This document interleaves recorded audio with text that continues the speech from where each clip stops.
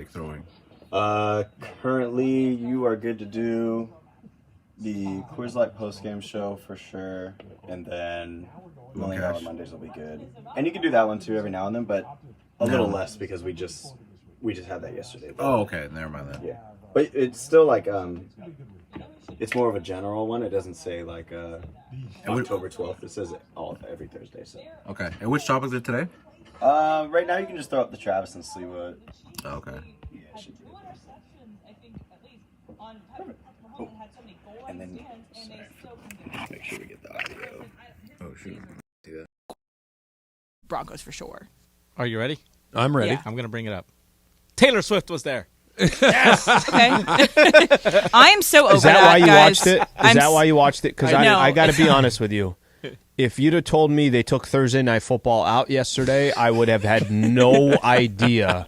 I mean, I knew the game was on. I just had no interest in it. And I was showing Trav. I go to ESPN. I'm looking at the score, and there's a photo. It says 19-8 Chiefs over the Broncos, but the photo is of Taylor Swift And Brittany, yeah. Yeah, that's right. But so I'm as tired as everybody else is. I'm ready But to just are have it you? going.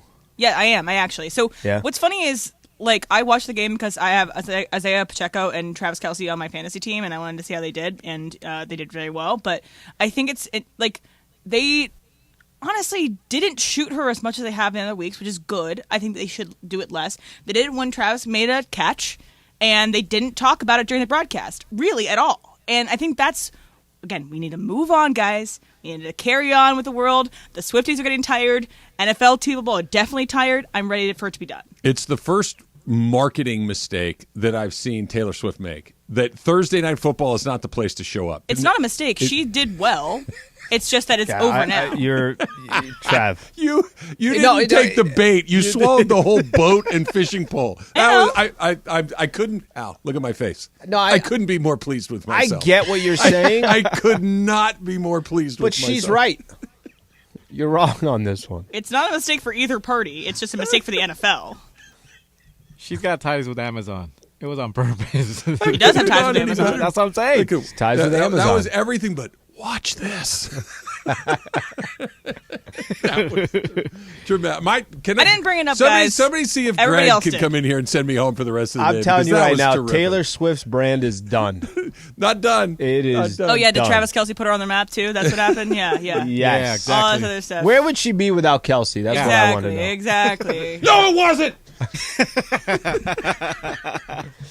She had Again. one album out before she met Kelsey. For the Twitter I wish people. you could gamble on things like this. I really do wish, because that would have been that was free good. money. No, that was I'm so pleased with For the myself. Twitter people, it was not me. It was Jorge, and I would have never brought it up today. I just said she was there. You guys win. And then you guys kept going with it. Okay, we're done.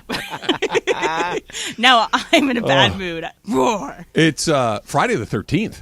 Oh, yeah. Yeah. Should you watch the movie today? The one I in mean, space. today, why not, right? Yeah, Why especially not? in spooky season. Yeah, It's October, Friday the 13th. Okay, this is Jason Friday in the space. 13th, Jason's hockey mask guy. Yeah. Yeah. Okay. Yeah. They all kind of, Michael Myers, hockey mask guy. They're all Freddy scary. They Krueger. wear masks Yeah. so that the actors can Scream. change You had around. Texas Chainsaw Massacre. Everybody's got to have something. Leatherface. Yeah, everybody's got to have something. Yeah, we had our poll yesterday. I think Jorge from the Chooky. comments at least were Chooky. one of the winners there. Or whatever. But yeah, I think it's a good time to watch a spooky movie. But are you guys superstitious, but in the way in which, a black cat or walking under a ladder or stepping on the crack, is that at all superstitious for you guys? Not that kind of stuff. I'm superstitious in like rituals, that if I do things in the same order, they're going to generate the same good or bad result. Yeah. Like I was a big, if you eat this and play well, clearly it has everything to do with the fact that you ate a sausage McMuffin and had a Coke before you Right. did it. Whereas if you had peanut butter and jelly and you struck out 3 times, well, you can never have that again. Superstition like that, but not if I see a black cat, I'm going to have bad luck. Al? I do the Ouija board every night before I go to bed. I can't go to sleep unless I talk to the spirits around. I'm not very superstitious, but this has happened before where I'm just like parked somewhere, whatever, and then a black cat does walk across the street. I'm like, what the hell was that? Like that stays in my head for a second. Will you walk under an or a ladder? Yeah, I will do that. Yeah, me too. Yeah. If you break a mirror, are you getting bad luck? I did break my parents' mirror once when I was a kid, and it was. I don't think I've broke a mirror. It was their big God, you're mirror too. thinking, It was though. like a Yeah, it was just like a your- full length mirror. Like a floor length kind and of system? I seem like played a with it good and I thing. broke it, and I don't know if I had 7 years of bad luck, but that was not good luck. Like in Hypothetically, the short term, right? Yeah, the short term, I was probably not supposed to be in my parents' bedroom, and two, I also don't know if they know that I was the one who did it until now. Okay, this is. I'm so happy you said that. This is something that Susan and I grew up remarkably similar in a million different ways, but there was a very specific difference that you just mentioned. When I was a kid, yeah. like my parents' bedroom was just part of the house. It was not off limits. It was not like you never went in there, and if you did something, you were being called to the carpet or anything like that. It was just, you go back there and watch TV. You could go back there and it just was never like forbidden territory. Were you not supposed to be in your parents' room? I think that it was a mix. I think it wasn't like totally against it, but I wasn't supposed to mess up stuff in their room, and Yeah. I think that's the main thing. So when Susan and I first started dating, this was in high school, like her dad asked me to help him move a mattress from like one room into their bedroom, right? Yep. And so we went to go do it. You got a little echo going on there, Slee. And so we put the bathroom in there, or the mattress in there, and Susan says to me, "You've been in my parents' bedroom more than I have in the last 5 years." I'm like, "What are you talking about?" I'm like, "I just helped your dad." She goes, "I've never been in there. Like I haven't been in there in 6 or 7 years. I've never been in there." I'm like, what? Just take a shower in Did there you after? go into your folks' room? Yeah. Yeah, Jorge. I knew Yeah. where the Christmas Yeah, all the presents time. were, and that's why Yeah. that's where they hid Yeah, it was them. like All I the time. snuck into Fort Knox or something. I don't know what's going on. For all I Asked me to know, do it. with the broken mirrors, I could very easily be using a broken mirror every time I'm in the shower with the fogged mirror, but because it's so fogged up, I have no idea that it's broken. All right, And you so- broke your car mirror, or your car mirror was broken, right? Yeah, it was broken. No, they didn't even break it. They took it. Remember, they took the Oh, actual. right, They yeah, took yeah. the glass. Took the. Yeah, Did you get it fixed took yet? it. Yeah, I got that. That was, if I recall, rather expensive. Yes, It wasn't cheap. It wasn't cheap. I would have just taped Just took the mirror. like a makeup. Like what is I it? w- no, I what's would've the thing used- with the powder that you open up? That's got the Compact. little mirror. Trap. Compact. Trap. Right. The handle with the fog mirror. It's just sticking Just out. hold it out there. Get like one of those I hand have mirrors that the seen barber that uses. on cars before. I did that recently for Brenda's car. So she was backing out, and she hit the. There's a pole near where she was backing out of. Mm-hmm. She hit the pole, and the mirror fell off. And she's like, "Hey, I need you to fix it now." And I was like, "I can't do that. Like, I don't. We need a new mirror. Like, well, I need to drive." I'm like, "That's fine," but I went and got black duct tape. Taped the crap out of that mirror, and she's like, "I can't be driving around like that." Well, you're gonna have to for this weekend because we're gonna have to order that. I can't go to Walmart and just be, "Hey, I need a new mirror." Like, relax.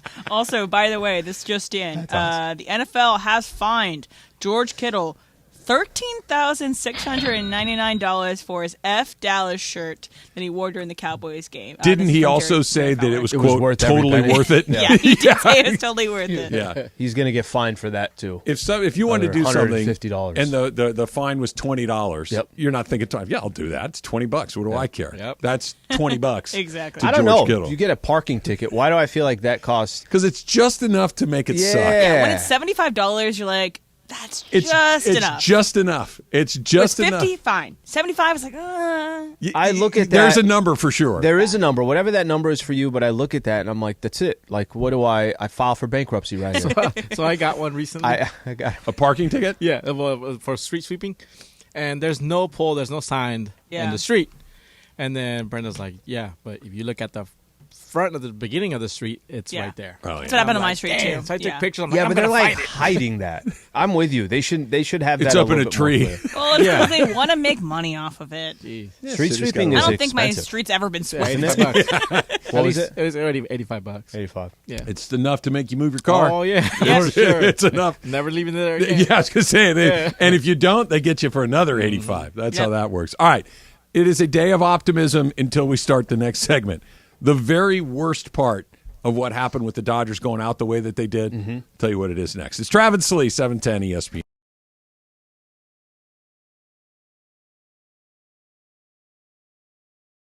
Elevate your game at Hollywood Park Casino. Join Travis Rogers and Kirk Morrison this Sunday for their live Rams postgame show from the Rays Lounge at Hollywood Park Casino. Win prizes and interact with Travis and Kirk. Hollywood Park Casino is Los Angeles' premier card room casino and entertainment destination. Reminder, party, oh party, Sunday after the game. Come see Travis and Kirk and enjoy a postgame meal and drink at the Rays Lounge right after Rams football is done. Hollywood Park Casino. Eat, drink, play.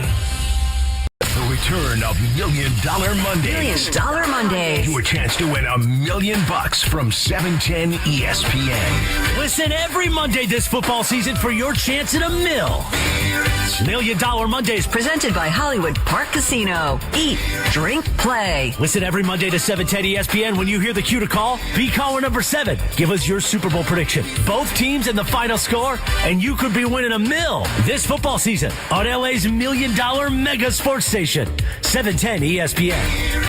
Elevate your game at Hollywood Park Casino. Join Travis Rogers and Kirk Morrison this Sunday for their live Rams postgame show from the Rays Lounge at Hollywood Park Casino. Win prizes and interact with Travis and Kirk. Hollywood Park Casino is Los Angeles' premier card room casino and entertainment destination. Reminder, party, oh party, Sunday after the game. Come see Travis and Kirk and enjoy a postgame meal and drink at the Rays Lounge right after Rams football is done. Hollywood Park Casino. Eat, drink. The return of $1 Million Mondays. $1 Million Mondays. Your chance to win $1 million from 710 ESPN. Listen every Monday this football season for your chance at $1 million. $1 Million Mondays. Presented by Hollywood Park Casino. Eat, drink, play. Listen every Monday to 710 ESPN. When you hear the cue to call, be caller number 7. Give us your Super Bowl prediction. Both teams and the final score, and you could be winning $1 million this football season on LA's $1 Million Mega Sports Station. 710 ESPN.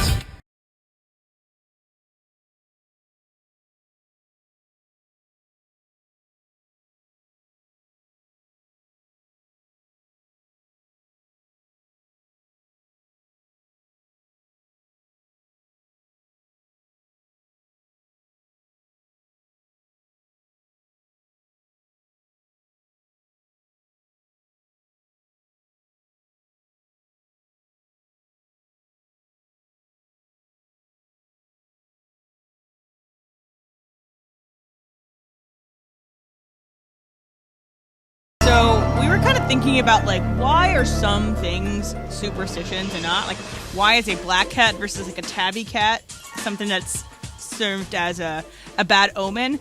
But apparently it links back to the old written records. That's easy for me to say.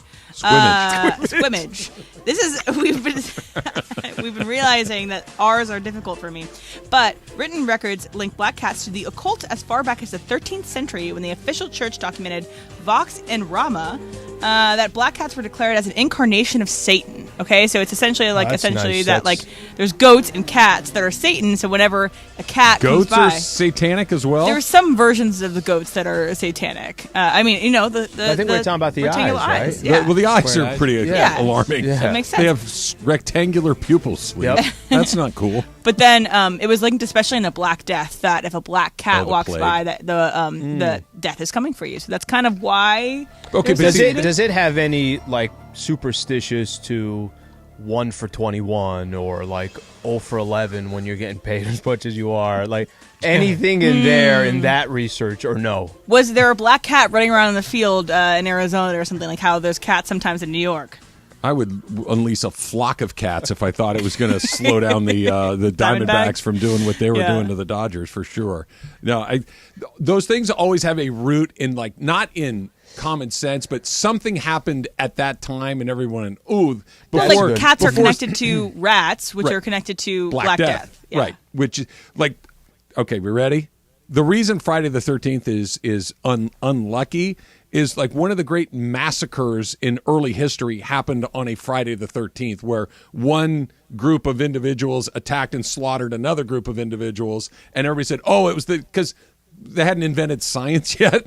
Yep. So it was like, Must be. just because it's the 13th, that's unlucky. Yep. All right, cool. Executions and sentencings were always sometimes carried out on Fridays in North America. There you go. But so why not Friday the 11th? because sometimes Fridays land on the 11th. The number also represents betrayal at the biblical Last Supper. Then it gets into some Numerology. It always comes back to something that happened before science had been invented. Always.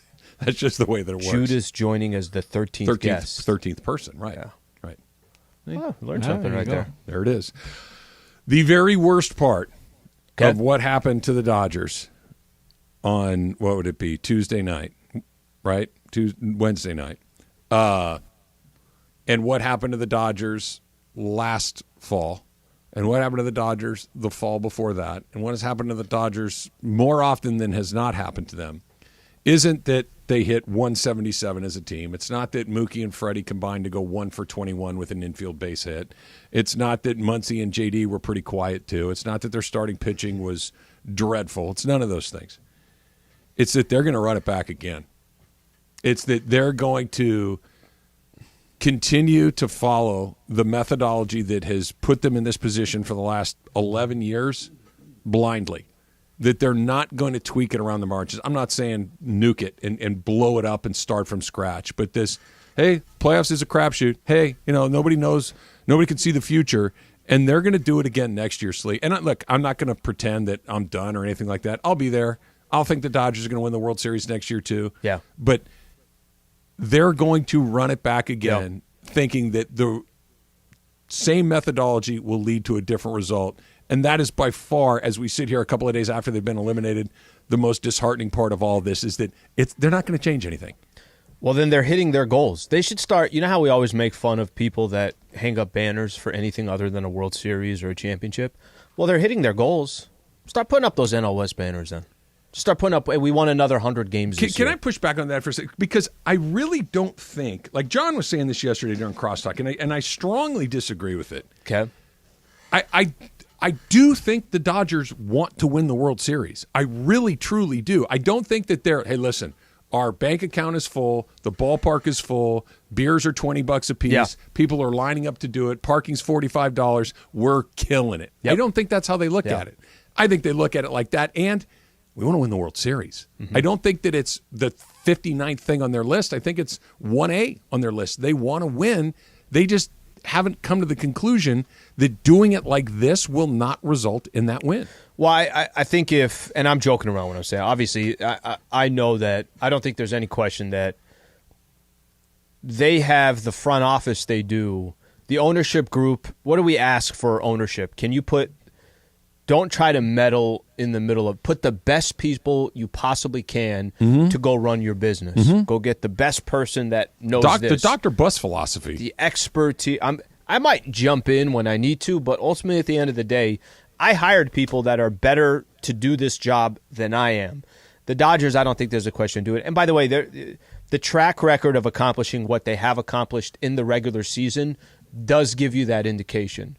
The only thing that I'll give John, I think, in that argument is, well, if the goal is to win a World Series every single year, which I do believe that is a goal every single year, how can you fail so many times in a row? And you're failing, it's not like it's the same thing that you're failing at. You're losing against teams that are less than. You're losing against teams that you won. You had a 16 regular season better record or 22 games better than it was in the regular season. Then how can you not change anything? If your ultimate goal is to win a World Series and the same result keeps happening, how can you justify not making a change? I don't think you can. Okay, so that's the only piece that I could take with John. You said something yesterday too. If they won 90 games this upcoming year and not 100, do you think that profit and loss is going to be that much different? Al, they could win 75 and it wouldn't be any different. You got 19 million people. You have an established brand. LA clearly loves the Dodgers. Everything else. You might have, listen, you win 70 games. It's not going to look exactly the same. You're fine. Be damn close. But you're fine either way. My issue is this, where I kind of get where he's coming from just on that last one. If the goal is every single year to win a World Series, how can you justify not changing anything when the result continues to be the same? You can't. And it's not get rid of every player. It's not get rid of everything that you've done. It's we know what this is. It's very clear that this leads to a lot of regular season success and very little postseason success. So let's see if there's not a way to manipulate the back end of that just a little bit, because clearly you can have both. The Astros have had both. The Phillies are in the midst of having both for a couple of years in a row. The Braves are getting close and have had a little bit more success than the Dodgers, although they're kind of similar as well. This idea that, this brings me on to the next point. What's the harm in having a different manager? Like, honestly, give me the worst case scenario if you went out and hired another major league. I'm not saying you hire some guy off the street who runs a taco truck to be the manager, but I'm saying hire a guy that's been in baseball and just see if a different voice, a different leadership doesn't lead us to a different place, because the players and the methodology work. But maybe that little something extra that is clearly missing. Those guys puckered in the postseason again. Mm-hmm. Let's try it differently. Let's try a different voice, different leadership. I have a worst case scenario. Okay. Tell me when we come back. Plus your phone calls, 877-710-ESPN. I'm excited. I like worst case scenarios. That's next. It's Travis Slee, 710 ESPN.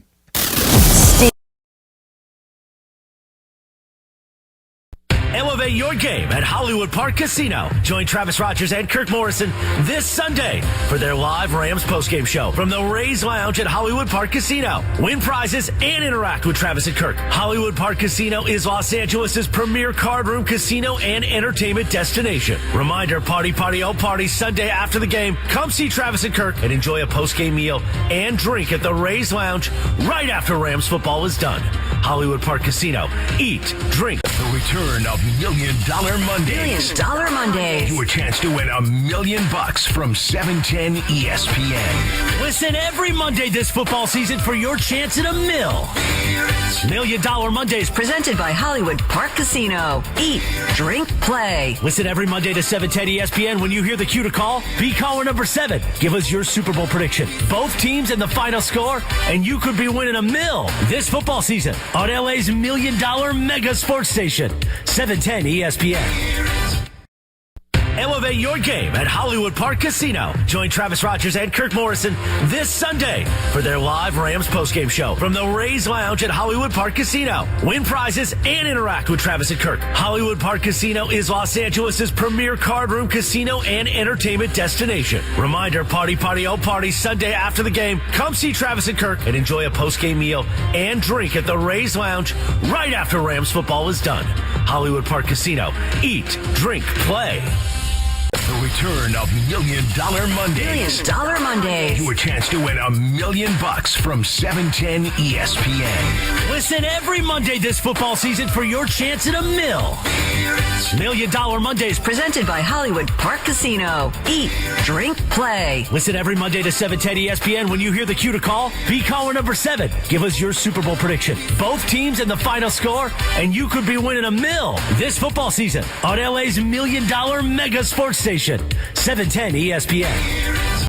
Elevate your game at Hollywood Park Casino. Join Travis Rogers and Kirk Morrison this Sunday for their live Rams postgame show from the Rays Lounge at Hollywood Park Casino. Win prizes and interact with Travis and Kirk. Hollywood Park Casino is Los Angeles' premier card room casino and entertainment destination. Reminder, party, oh party, Sunday after the game. Come see Travis and Kirk and enjoy a postgame meal and drink at the Rays Lounge right after Rams football is done.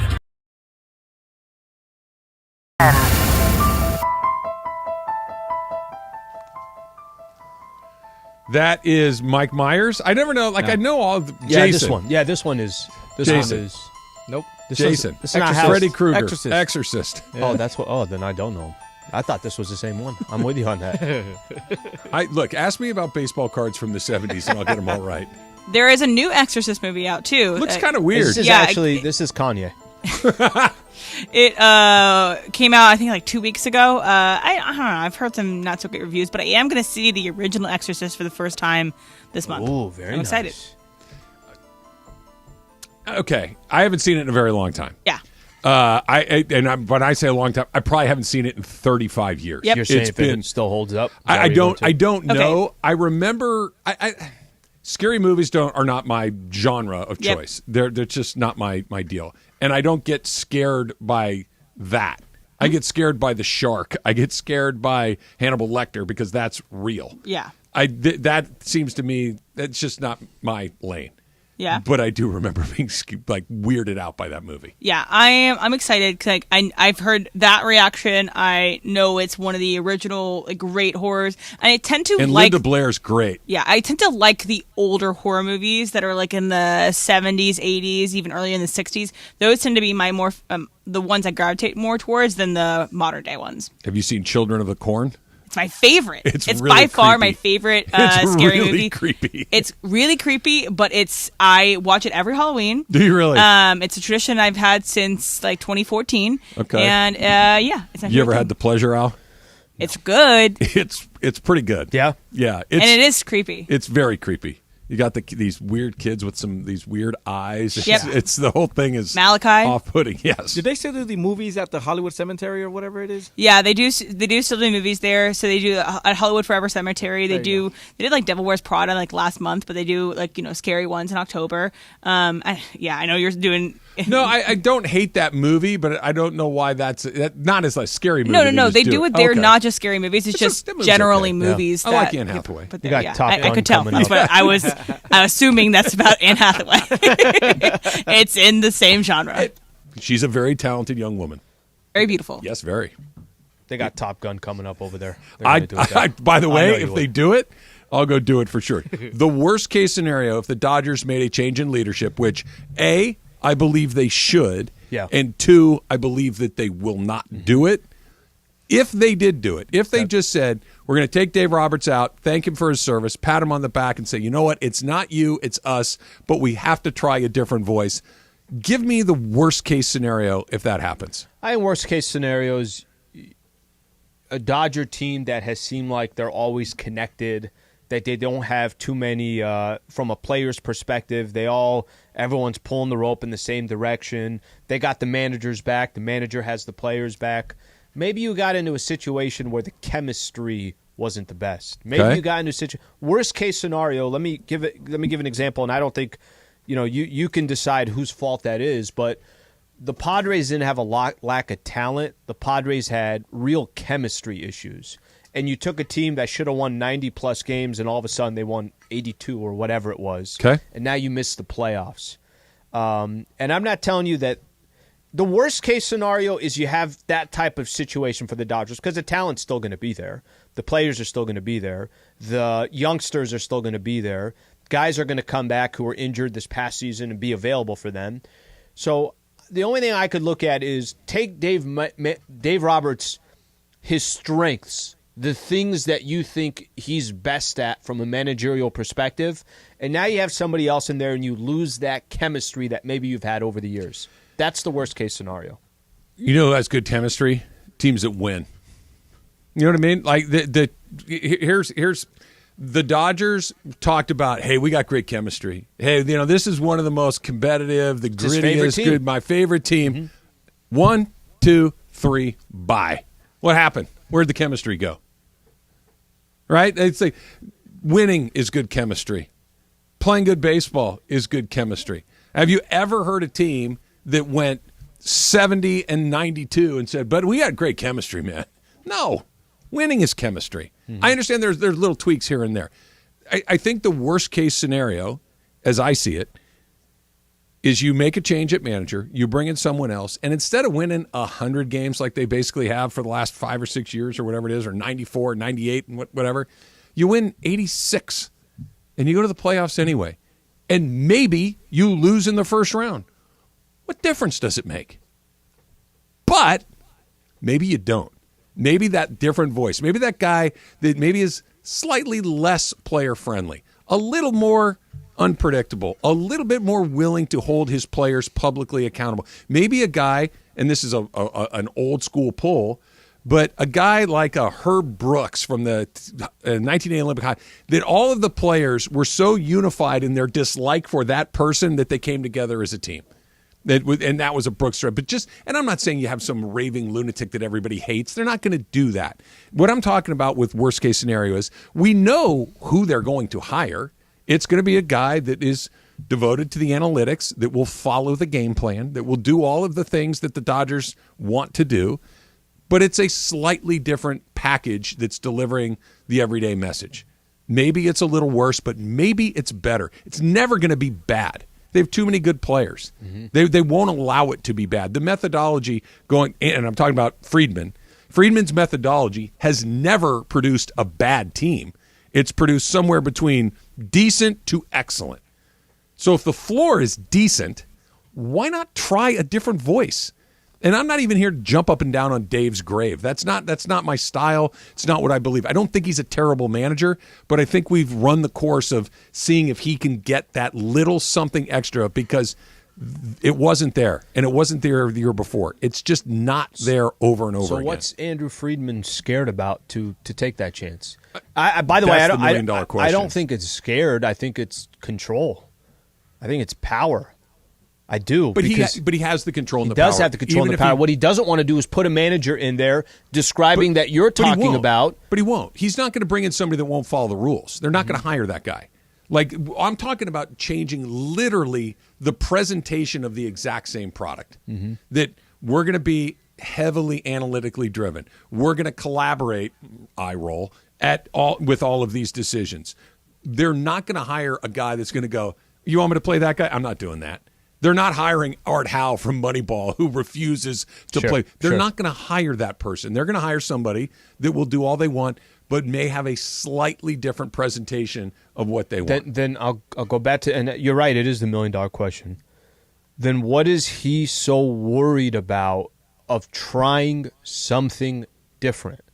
You know, I heard a lot of people making the argument yesterday. Wrong. I don't know. I heard the argument yesterday. There was an argument, and it's not the wrong argument. It's not. Julio was not around for the postseason.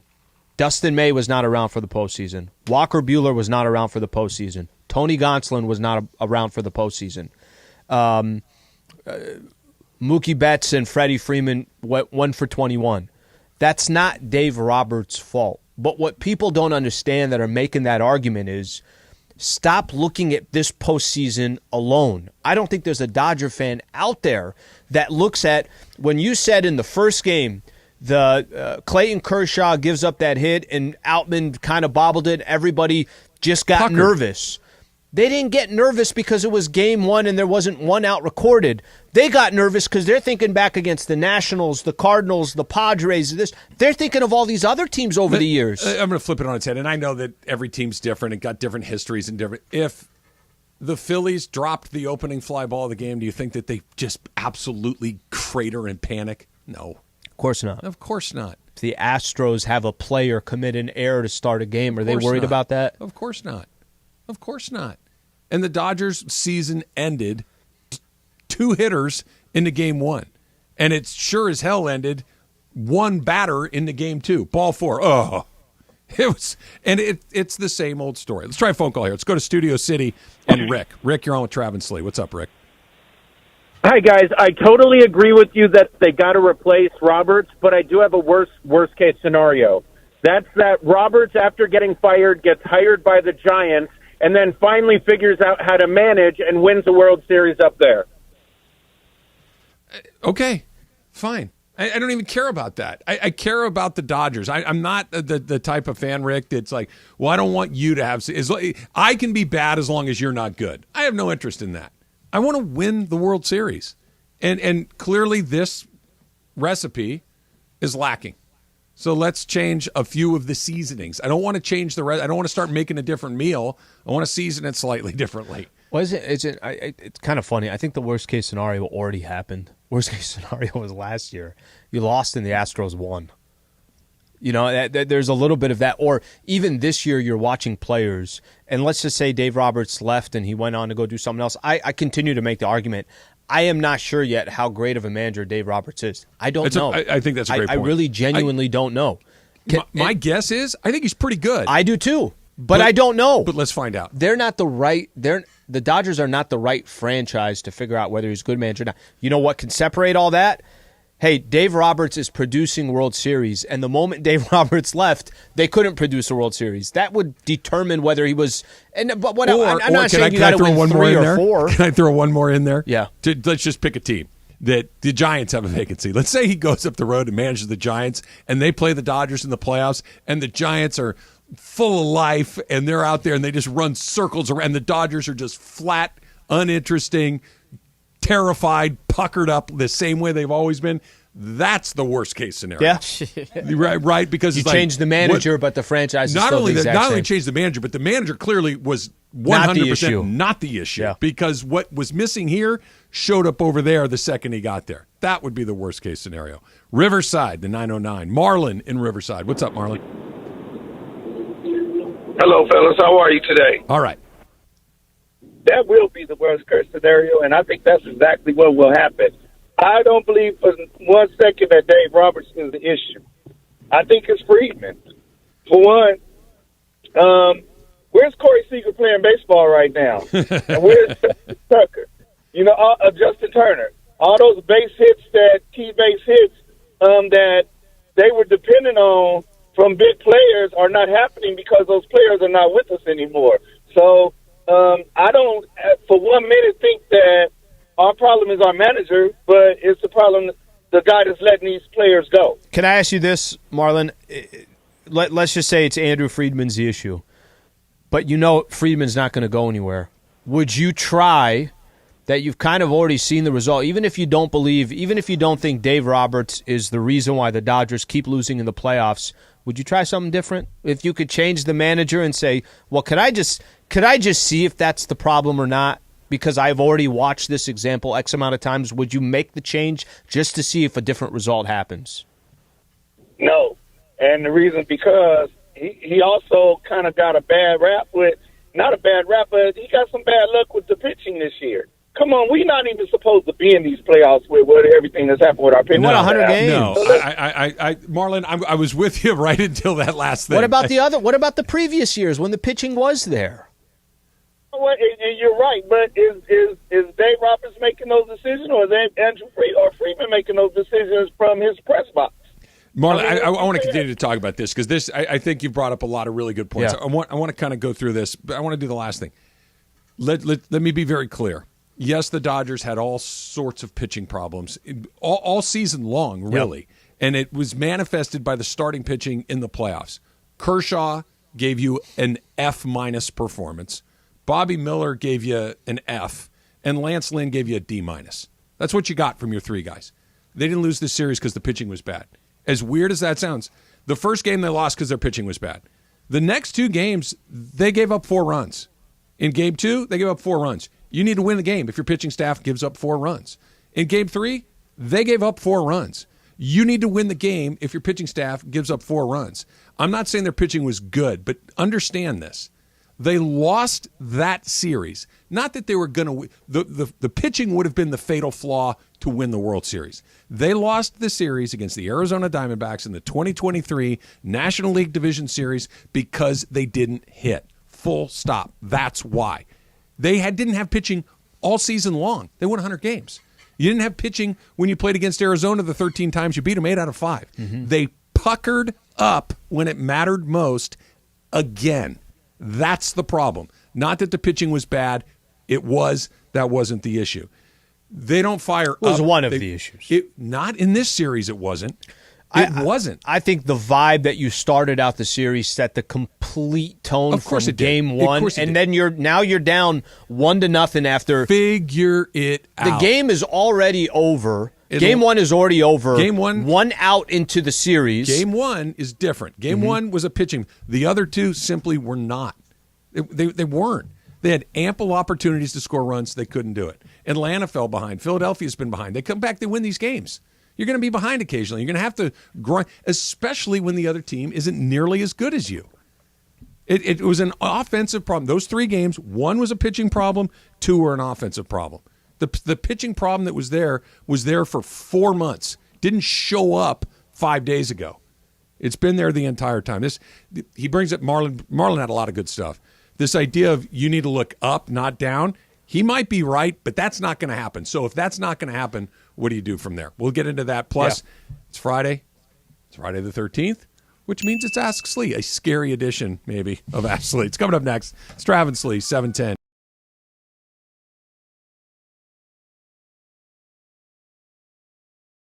Elevate your game at Hollywood Park Casino. Join Travis Rogers and Kirk Morrison this Sunday for their live Rams postgame show from the Rays Lounge at Hollywood Park Casino. Win prizes and interact with Travis and Kirk. Hollywood Park Casino is Los Angeles' premier card room casino and entertainment destination. Reminder, party, oh party, Sunday after the game. Come see Travis and Kirk and enjoy a postgame meal and drink at the Rays Lounge right after Rams football is done. Hollywood Park Casino. Eat, drink, play.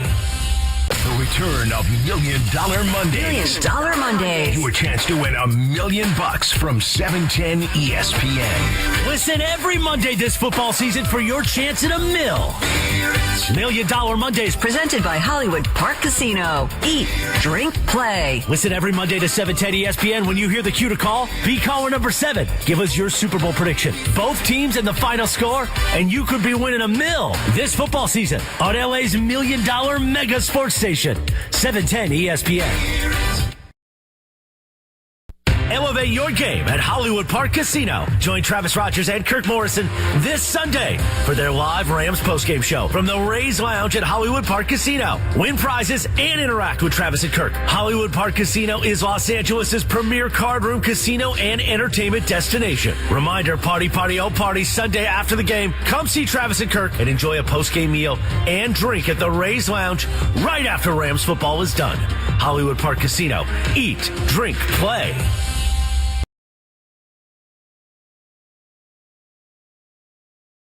Return of $1 Million Mondays. $1 Million Mondays. Your chance to win $1 million from 710 ESPN. Listen every Monday this football season for your chance at $1 million. $1 Million Mondays. Presented by Hollywood Park Casino. Eat, drink, play. Listen every Monday to 710 ESPN when you hear the cue to call. Be caller number 7. Give us your Super Bowl prediction. Both teams and the final score, and you could be winning $1 million this football season on LA's $1 Million Mega Sports Station, 710 ESPN.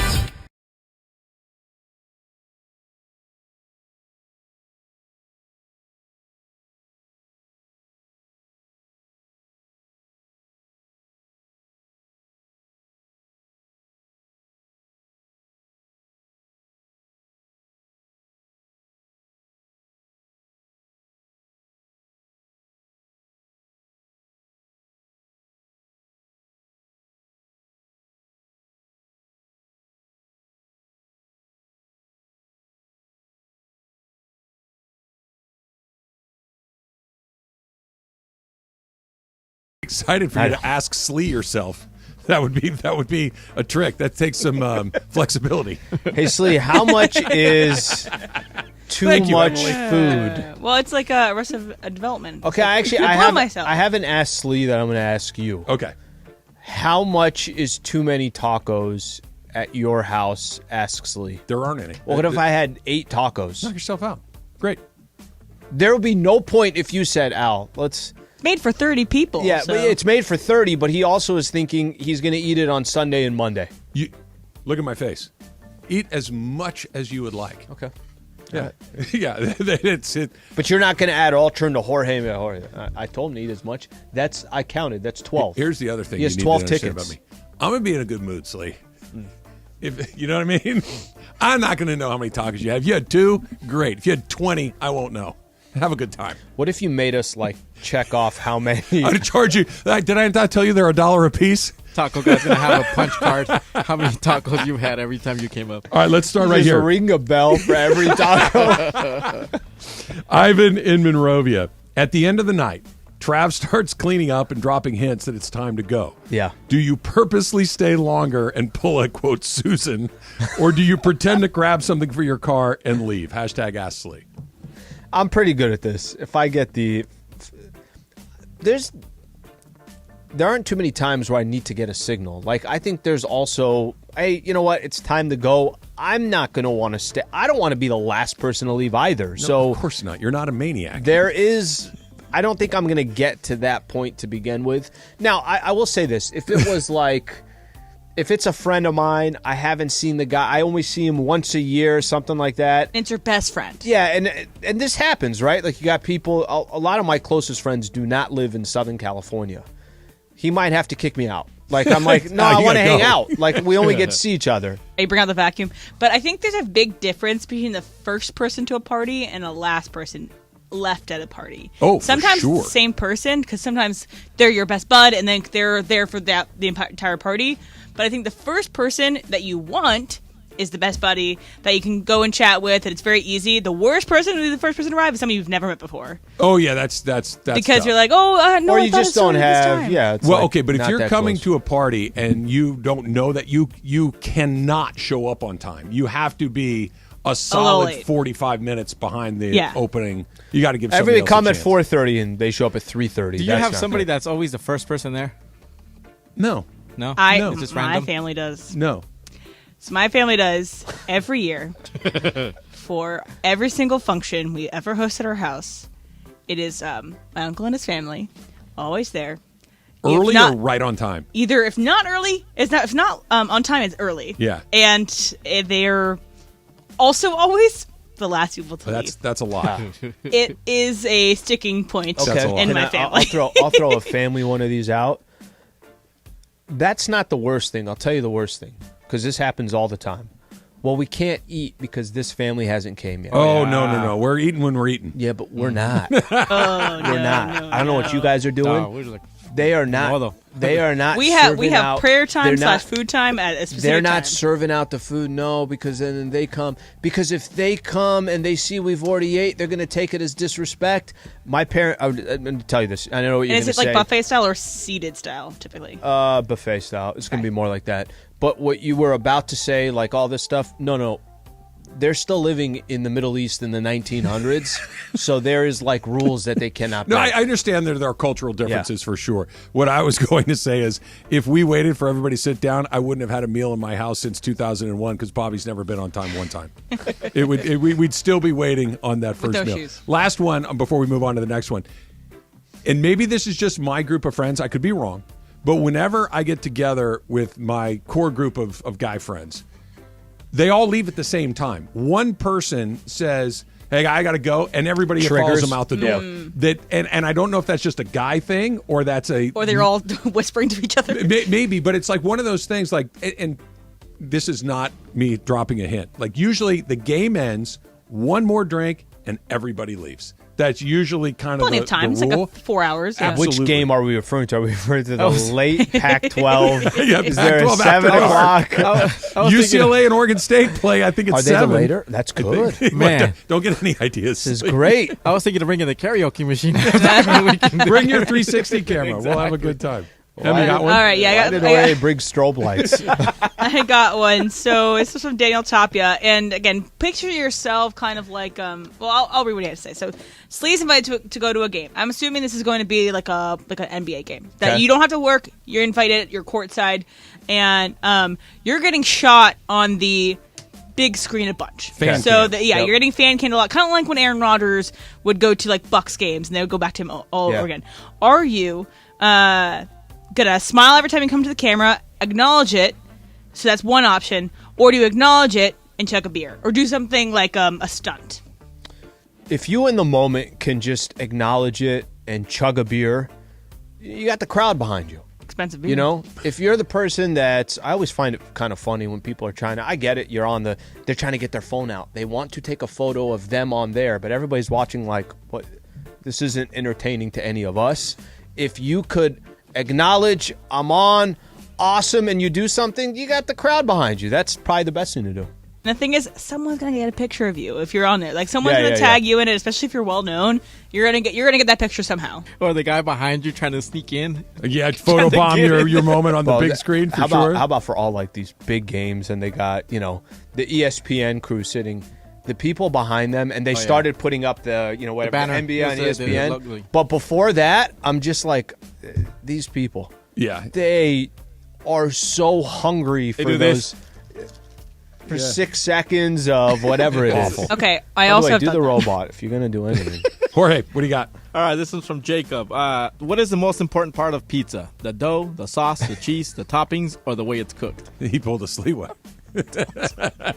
We did that one last time. Oh, did we? Yeah. Sorry. No, it's okay. It's okay. The burnt part. I went dough, and then I know you were called talking it about the bread at some point. Yeah, I did say the bread. The crust, the dough.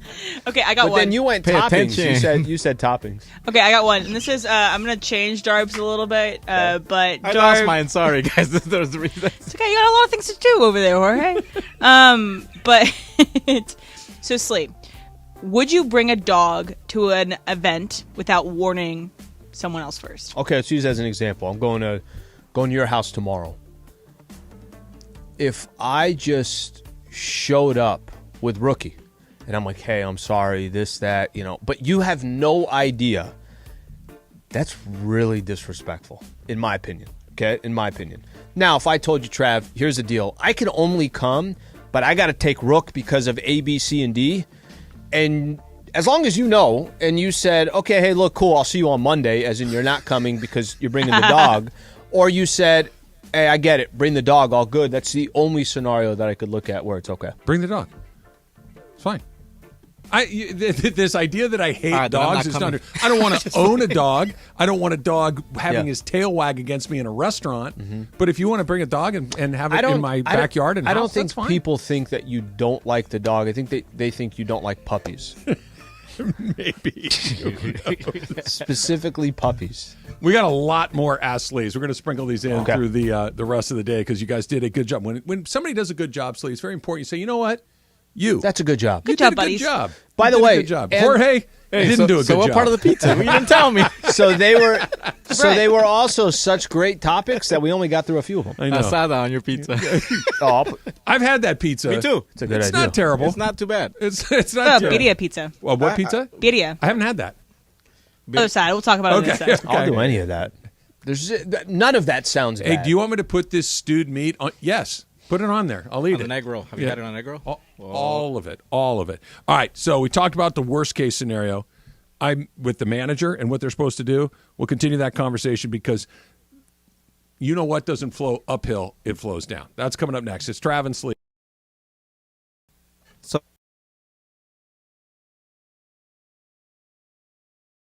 Elevate your game at Hollywood Park Casino. Join Travis Rogers and Kirk Morrison this Sunday for their live Rams postgame show from the Rays Lounge at Hollywood Park Casino. Win prizes and interact with Travis and Kirk. Hollywood Park Casino is Los Angeles' premier card room casino and entertainment destination. Reminder, party, oh party, Sunday after the game. Come see Travis and Kirk and enjoy a postgame meal and drink at the Rays Lounge right after Rams football is done. Hollywood Park Casino. Eat, drink, play.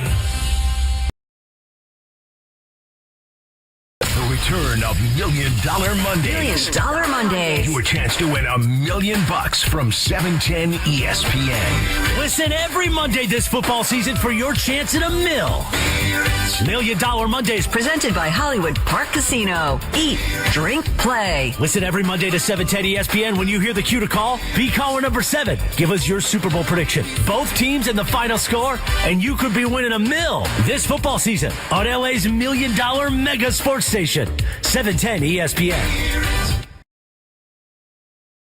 Elevate your game at Hollywood Park Casino. Join Travis Rogers and Kirk Morrison this Sunday for their live Rams postgame show from the Rays Lounge at Hollywood Park Casino. Win prizes and interact with Travis and Kirk. Hollywood Park Casino is Los Angeles' premier card room casino and entertainment destination. Reminder, party, oh party, Sunday after the game. Come see Travis and Kirk and enjoy a postgame meal and drink at the Rays Lounge right after Rams football is done. Hollywood Park Casino. Eat, drink, play. The return of $1 Million Mondays. $1 Million Mondays. Your chance to win $1 million from 710 ESPN. Listen every Monday this football season for your chance at $1 million. $1 Million Mondays Presented by Hollywood Park Casino. Eat, drink, play. Listen every Monday to 710 ESPN when you hear the cue to call. Be caller number 7. Give us your Super Bowl prediction. Both teams and the final score, and you could be winning $1 million this football season on LA's $1 Million Mega Sports Station, 710 ESPN.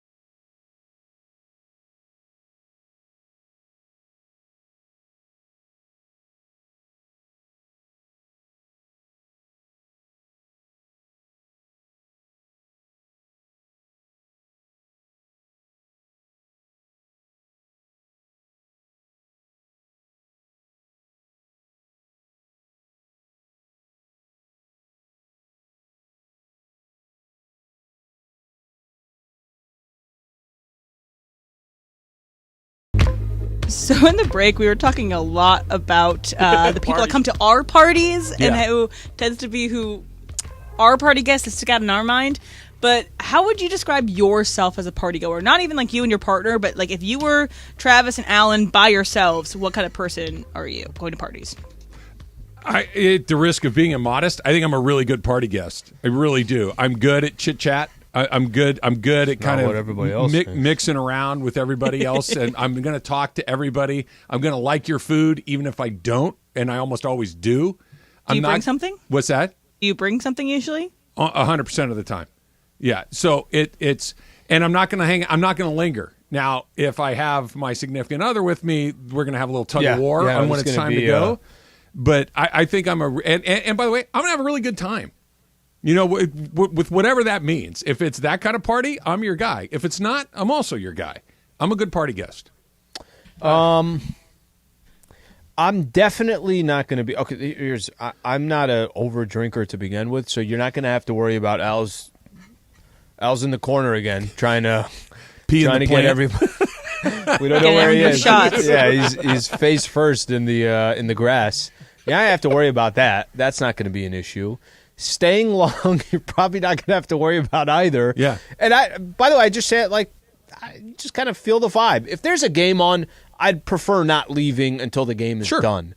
But after that, it's like it's okay to take That's off. why a game is perfect. It's like the perfect like a sporting event. Just come on over and watch the game, because when it's over, it's like that's the tune to leave. But you don't have to 000 on the clock. Get out. But it's. You have a buzzer at home. And also, if the game is going poorly and everyone's in a bad mood, you can leave before it's over. Right, it depends. Jorge, so, what are you? I get there late. We get there That's late. Fine. And if the event's at 3, I'll be there by maybe 5. I mean, this is me and Brenda. We show up at 5. He's really late. We're really late. That's aggressively really late. See, okay, so one time we got 4 invited. would be fine. We got invited to Big Bear for the cabin, the whole thing, right? Everybody said we're going to be there by 11. You know what time we showed up? a.m.? No, 11 a.m. Yeah, we showed up at 2:30, almost 3. And everybody's like, dude, where were you guys? I'm like, traffic. Okay, but you got the cabin, you're staying the night, all that Exactly. stuff. That's So just okay. That's okay. That one's a little bit That's different. okay. But if you Unless said, they're hey, waiting on we're something doing from you. brunch at 11 a.m. Not cool. He shows up at 2:30. I don't know about that one. So I think that I'm someone who tend to be, depending on the person, I tend to be on the earlier time in terms of the arrival. I like to bring things. I like to be there before the party maybe totally gets going, because I like to, I don't know, it's just kind of, I get... You like to watch the build.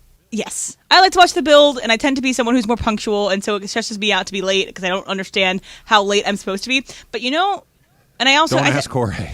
I tend to leave on the earlier side too. I get my fill and I leave, but I'm also someone who tends to want to do everything outside. If I have the opportunity to be outside, I will be outside. Are you an Irish exit person? Yes. Yeah, me too. I Irish exit. Yeah. And so one of my least favorite people is at parties, and I've announce when I'm. Is this on? Ladies and gentlemen, one of my least favorite I am party walking people. to my car. Please say goodbye. Alan Sliwa has left the building. Please stand by the door as I exit.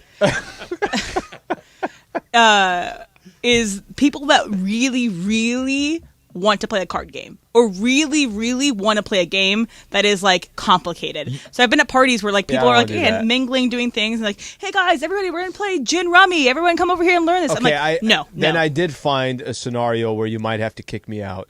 This happens sometimes with family where we got 5, 6 of us. Play poker. Let's play some poker. Yeah. Sure. I don't want to go anywhere. I don't. I'm down to just keep in this going. scenario, if I'm at your place and it's hey, the party's breaking up, you guys want to stick around and play poker? If I don't want to, I'm not obligated to stay, right? Right. I could say, hey man, that sounds great, Well, but then I'm we outta pull here. you're the fourth guy. I gotta go. Come on, we need another. I gotta We go. need another one. I gotta go. Maybe How some much other money do time. you have in your pocket? Got Rams Cardinals tomorrow. I gotta go. Yeah, I'm the guy that you have to wake up to leave. Hey, everybody's gone. Oh, Dude. wake up, fool. Or he showed up at 5 and then he's sleeping on the couch But at 7. 877-710-3776. Who's the worst archetype of a party guest? Is it the game person? Is it the person that comes too late? The person that comes too early? Who's the worst? None of those. I'm curious to see if it pops up because I think we know. But yes, the call should come in. You know what's funny? Yesterday, Brenda was telling me that she's gonna go to her cousin's house for a Halloween thing, and then her dad's like, "If you're gonna go, They said it's at 3, so you better show up at 3 because they already know how we're like the late people. Oh, I'm lying to you. If I what time does it start at your house? 4:30. 2:45. 2:45. That's what I'm saying. If I already know, if I got a Jorge in the group, I'm lying to you. Of course. I'm lying to you. If everybody's coming at 4, I'm like, yeah, everybody's around Lie to me 1:30, with how early it starts. 1:45. That will be there when you ask me. I'm going to give you the Mexican honest time. answer. The food is going to be ready about 5:30. You Okay. show up whenever you'd like. The I'll be there game at 3. starts at, I believe, 4 or 4:30. The doors are officially open at 3:30, 4 o'clock. Whenever you guys would like to show up, show up. Big E, he's got some really good tweets. He says, waiting for the address, Trav. Don't make me drive around San Clemente trying to smell the taco man at your house. I don't mind walking into a few unfamiliar backyards, grabbing a taco and moving on till I find you.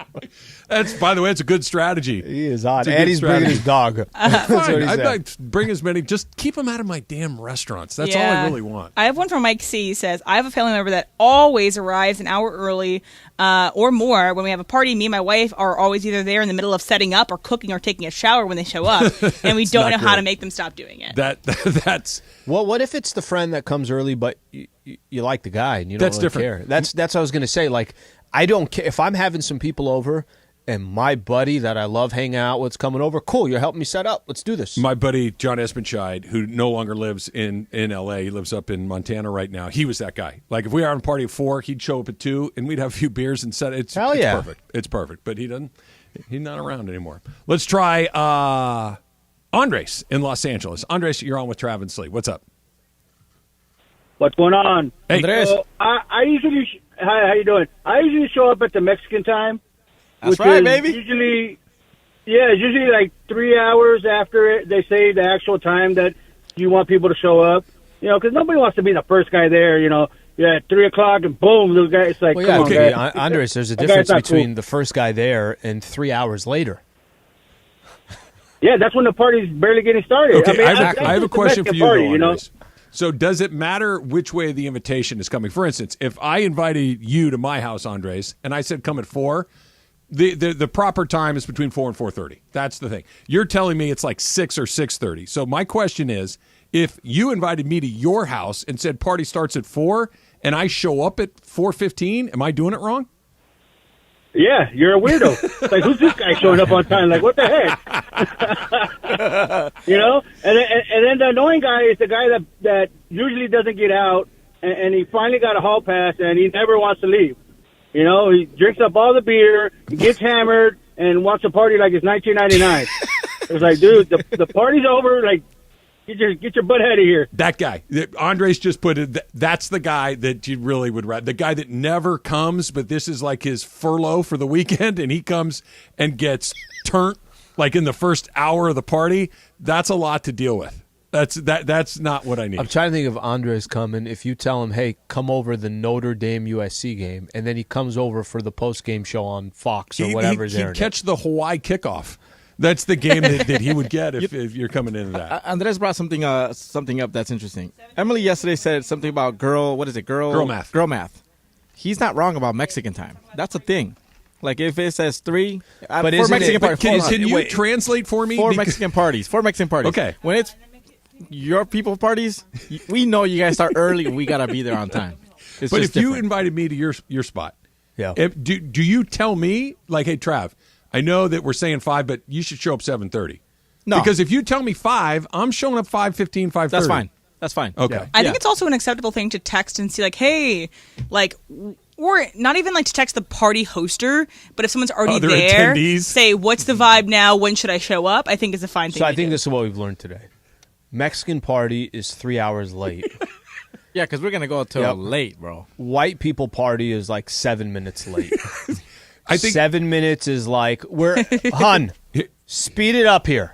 so. When Marcellus and I were working together, he invited me over to one of his parties, and the party was like, I don't know, 3 o'clock, right?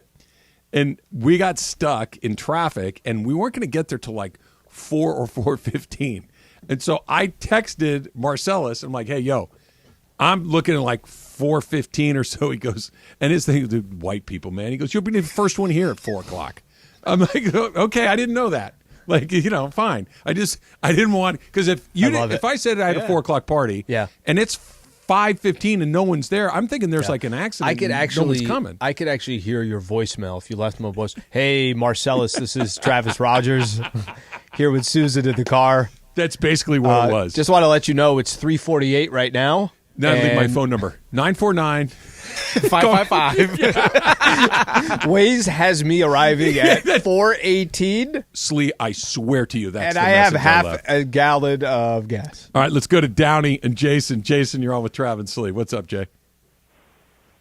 What's going on, guys? So my biggest pet peeve, and I've been blessed with the best of friends that no one's ever done this, but someone that does not bring what they want to drink. Like, I feel like if you're going to a party, you should take something to drink, because there's times where I've gone to parties and people have said, no, we're good, you should be fine. I still bring something to drink, because when I look at that selection and there's nothing I absolutely do not like, I'm covered, because I know I brought at least something that I like, enough to share. I'm bringing a 30-pack, or for seltzers, a 24-pack. And even when my wife was pregnant, we made sure to bring non-alcoholic drinks for her, because most of the time you go to these parties, there are non-alcoholic drinks there. So that's the worst type of person, guys. Have a good day. That's a good answer. Look, if it's something specific, right? If you have a very specific type of wine that you like, or beer or that like you you can't have gluten, so you bring your own seltzer. Sure, that's fine. It's always funny to me.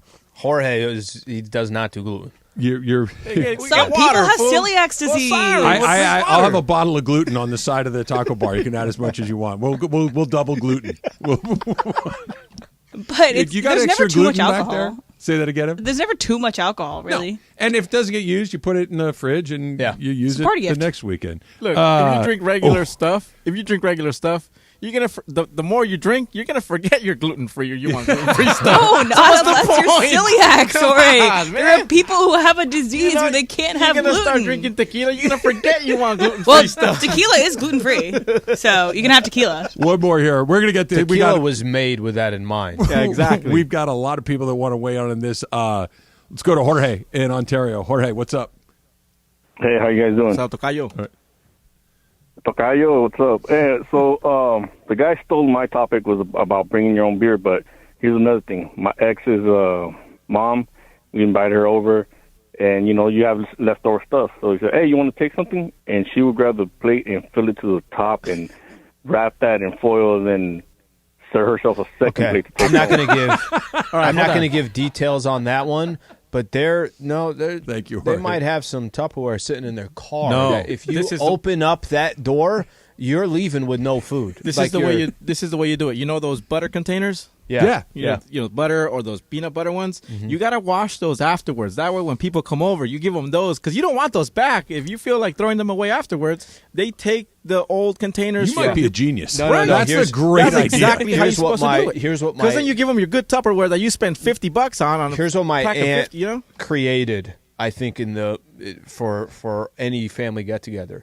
You go to Costco, they have the red Solo cups, all this. Well, they also got your the to-go disposable Tupperwares. Disposable containers. Basically, they're bringing those out, and it's like, go ahead, put everything. Or when you go to get Indian food or whatever, a lot of times they'll come with those containers and stuff. You just take those and because you didn't pay for them. We got more worst party guests, best party guests coming up next. It's Trav and Slee, 710 ESPN. This is the Rams Report. Elevate your game at Hollywood Park Casino. Join Travis Rogers and Kirk Morrison this Sunday for their live Rams postgame show from the Rays Lounge at Hollywood Park Casino. Win prizes and interact with Travis and Kirk. Hollywood Park Casino is Los Angeles' premier card room casino and entertainment destination. Reminder, party, oh party, Sunday after the game. Come see Travis and Kirk and enjoy a postgame meal and drink at the Rays Lounge right after Rams football is done. Hollywood Park Casino.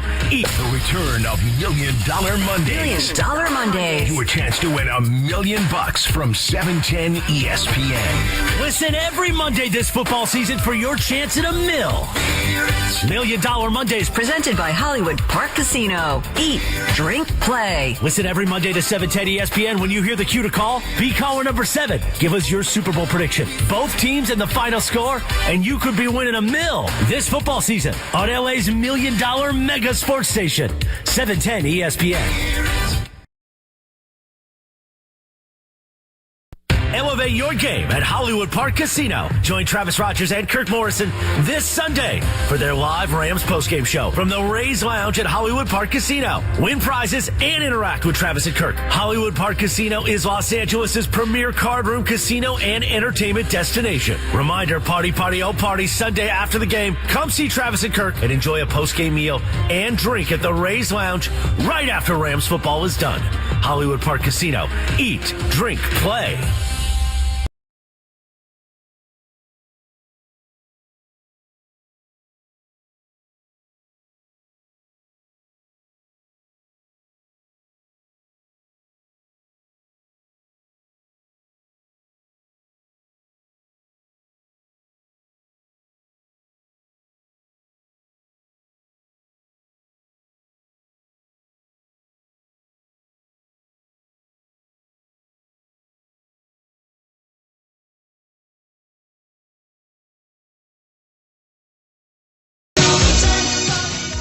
So we've been talking a lot about party going because Travis is going to have us over on Saturday night for a little get-together to watch USC and Notre Dame, also in celebration of Chris Morales. But my question is, so I've only been on the, child side of this, so I haven't been on the, obviously, parent side of this. Chris Morales' birthday was 6 months ago. Still celebrating. But my question is, so what's the ideal party Am I missing something, Garrett? No, you're not. It was literally, he's about to be 41. But what's the...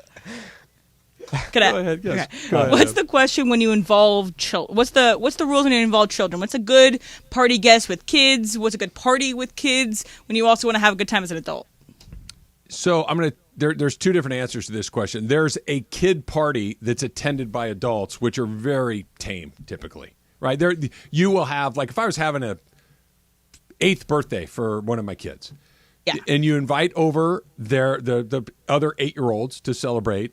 And if their parents would like to come, great. I'm going to have some food for you. I'll have a couple of bottles of wine and some beers if you want. But I'm not rolling it out for parents. It's more like a work party at that point where you're very tame, you're very you're not casual, but you're not going hard to the hoop. But we're going to make sure that everybody has a good time. The other way is if, for instance, if we're having a party like we're having on Saturday, and you said to me, hey, man, I need to bring my kids there. Cool. That's absolutely fine. But it's not my responsibility to make that party kid-friendly. Yeah. You know what I mean? But if you're the parent in the situation where you're taking a kid to a party with mostly adults, do you hope that there's another kid group there? You can hope. Yeah. And look, sometimes that kid's not a big deal. My kids are mostly grown now, so it's not a big deal when my kids are around. But if you showed up with an 8-year-old, it would be different, right? I'm happy to do it. It's cool, but I don't have to figure out a way for that kid to watch SpongeBob. You need Bluey on the TV. You have a board game out right there? Right. You got Uno? We have a PlayStation. Knock yourself out. Knock yourself. I'm going to play. You got FIFA? Forget Bring the FIFA. kids. We do have FIFA. We've got it. Hell yeah, we got to play. Bro, I'll get there early then. Yeah, I was going to say, we're set. I'll be there at 3. I would expect, and then it's going to be tough to get us to leave.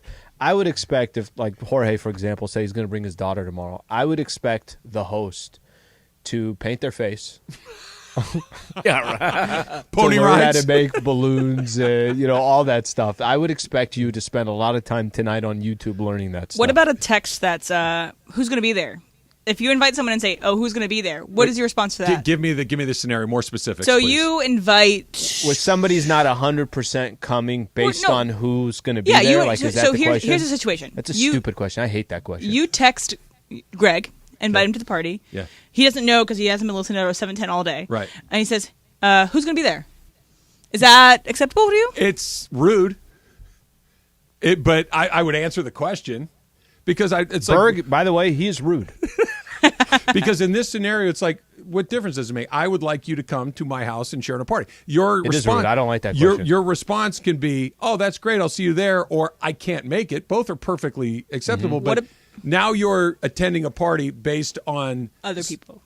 Has nothing to do with me. Mm-hmm. It has if Frankie to do with shows the up, guest I'm not list. going. Well, yeah, because there's also another thing. It's is Candace going to be there? But okay, if I knew Can't Candace was stand. going to be there and they hate each other, I would not have invited both. Right. Yeah. I would have done one or the other. There's a lot of rules. Unless you want the drama. If Candace comes Good tomorrow, point. I'm not coming. It's my birthday. Can you guys even believe it's my birthday? Let's try one. Ray in Los Angeles. Ray, you're on with Travis and Slee. What's up, fools? What's up, Ray?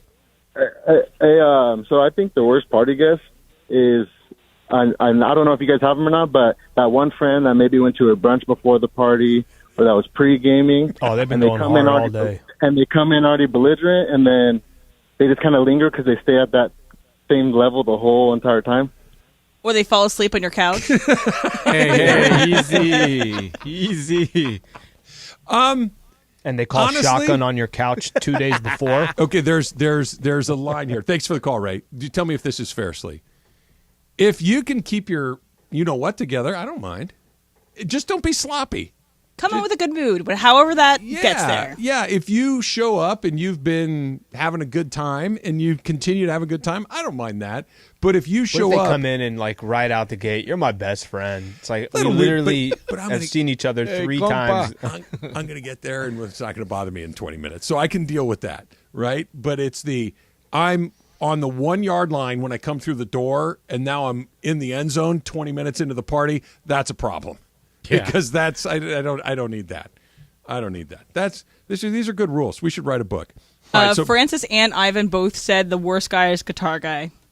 I don't know anybody that would be that. Yeah. You know what I mean? Like honestly, I think guitar guy is a deal breaker. I don't think guitar I don't think guy, you guys have compatible personalities to begin with that they wouldn't be friends with you. Exactly right. Unless it's Taylor Smith, but then he's a violin/fiddle guy, and that's a little different.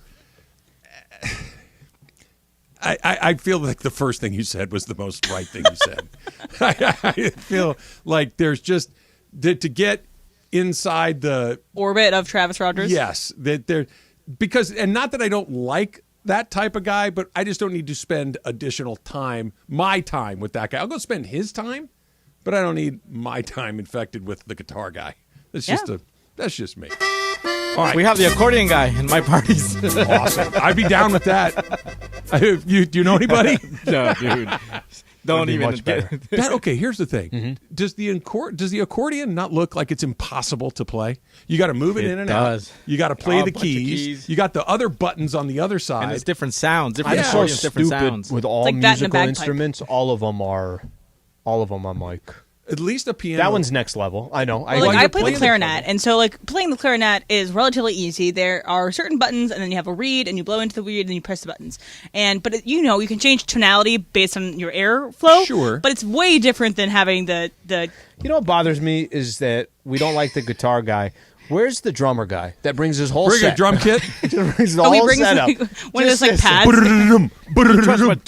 did he say? Did you touch my drum set? Yeah. Now I got to get a whole new group of friends. I got to get a drummer, an accordion, a guitar guy, and everything else. All right, let's go back to the Dodgers real quick here for a second. We're kind of talking about what's the harm in getting a new manager. If the Dodger talent level is going to prevent you from bottoming out, which I think we all agree is mostly true, they have too many good players to turn around and win 74 games. Yeah. Super unlikely. The floor for this team feels like it's an 85, 86 win team, even if it was terribly mismanaged. So why not do it? So why not, if we think that no matter what's going on, it's a playoff team, whether it's a wild card team or division winner, why not change the packaging along the way? Let's try Roger in North Hollywood. What's going on, Roger? Roger, North Hollywood, go. Yeah, Roger's gone. Maybe Roger's that guy that shows up at the party and just doesn't say anything. Just sits there quietly and doesn't participate in anything that's I'd rather going have on. Roger there than the guy that won't stop talking. I'll take quiet guy over. Quieter is fine. Yeah. Silent is not good. No, because the quiet guy, you just kind of every half hour you connect with him. You good? You need another drink? No, you're not going to say anything. Then I'd say okay. I just continue moving. Silence makes me very uncomfortable. Quiet is like, no, man, I'm good. That's the other guy that won't stop talking, and that's a lot too. But if you only, it is. And if he's loud, where it's like I'm in my own conversation, but I hear everything in his story over there. It's a lot. Well, get ready. Give me quiet guy. Buckle up. That's all I can say. Alex in Covina. Let's try Alex this time. What's up, Alex? Yeah, just wondering, do you guys think the Dodgers could go with Mike Scioscia as manager? No. And for the very simple reason, Mike Scioscia's his own guy. Mike Scioscia has his own thoughts, his own methodology, his own personality. Mike Scioscia is not going to be a cog in the machine. What about Joe Madden? I think for the same reasons. I do. Yeah. I just think that they would be interested in the job, I think, but it's one of these, if I have the job, I have the job. I'm running this. You don't come into my clubhouse. You can offer me your observations, but ultimately I'm making all of these decisions. How about this? How about go ahead and keep Dave Roberts, but change something that you guys are doing? Like what? Instinctively. Don't depend everything's just on stats and analytics. Let Dave Roberts actually manage a little bit. Give Dave Roberts the flexibility. I know they would never tell us because what You'd they have tell to do us. it secretly. Do it secretly. Yeah. Where Dave Roberts is also just being a manager. Like if you're going to keep, how we sit here and we say you got to change something. Okay, if you're going to keep Dave Roberts, then change part of the structure. Change part of the approach. Change whatever you've been doing for the last X amount of years clearly works in a marathon and clearly doesn't work in a sprint. Fine, keep him. But you got to change something. I think that's the only frustration everybody has, is it feels like, you said to start off the show today, you said the thing that is most discouraging for you, it's not that they couldn't hit. It's not that their pitchers were struggling. It's that you don't feel like they're going to do anything different. No. If you're going to keep Dave, can you change the approach, the structure, the alignment of how the front office works with management? Can you change something? I keep coming. Sure, that plan is more appealing than doing it exactly the same way. But I think the part that we keep skipping over, and the part that I keep landing on, and why I don't believe any of these things are going to happen, I don't think you're going to have a managerial change. I don't think you're going to have a philosophical change or anything like that, is they are true believers. This is not the self-evaluation part of this is they're evaluating their own math. They're evaluating their own procedures and how to, find inefficiencies in the market and how to find a player that's undervalued and bring that player in and might work here better for us than he did for them. But this philosophical tweak that we're talking about, they are true believers in that doesn't matter. They are true believers in we are going to control every single element that we can, and the randomness is totally beyond our control, so we're not going to touch it.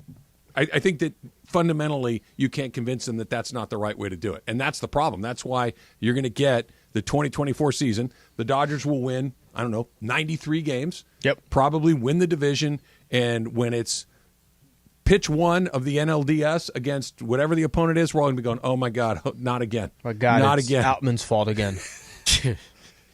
1 for 22 or 1 for 21 or whatever it is. That was as much of a problem as anything else. Factor Cap is coming up next. It's Travis Lee, 710 ESPN. If you are hurt in an accident, call Sweet James. 1-800-9-million. That's 1-800-900-0000. There are people in the league. There are people that, make the big show. And then there are MVPs and there are all-stars.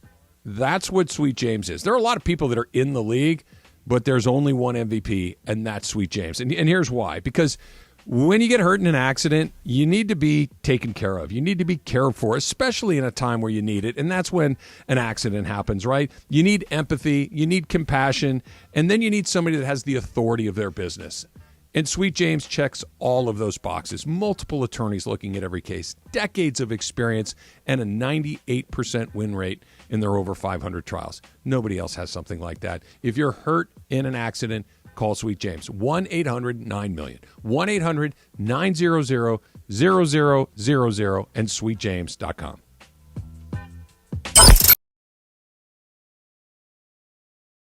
Elevate your game at Hollywood Park Casino. Join Travis Rogers and Kirk Morrison this Sunday for their live Rams postgame show from the Rays Lounge at Hollywood Park Casino. Win prizes and interact with Travis and Kirk. Hollywood Park Casino is Los Angeles' premier card room casino and entertainment destination. Reminder, party, oh party, Sunday after the game. Come see Travis and Kirk and enjoy a postgame meal and drink at the Rays Lounge right after Rams football is done. Hollywood Park Casino.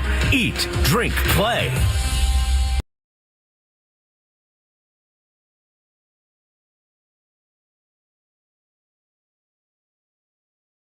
return of Million Dollar Mondays. $1 Million Mondays. Your chance to win $1 million from 710 ESPN. Listen every Monday this football season for your chance at $1 million. $1 Million Mondays. Presented by Hollywood Park Casino. Eat, drink, play. Listen every Monday to 710 ESPN. When you hear the cue to call, be caller number 7. Give us your Super Bowl prediction, both teams and the final score, and you could be winning $1 million this football season on LA's $1 million mega sports station, 710 ESPN. Elevate your game at Hollywood Park Casino. Join Travis Rogers and Kirk Morrison this Sunday for their live Rams postgame show from the Rays Lounge at Hollywood Park Casino. Win prizes and interact with Travis and Kirk. Hollywood Park Casino is Los Angeles' premier card room casino and entertainment destination. Reminder, party, oh party, Sunday after the game. Come see Travis and Kirk and enjoy a postgame meal and drink at the Rays Lounge right after Rams football is done. Hollywood Park Casino. Eat, drink, play.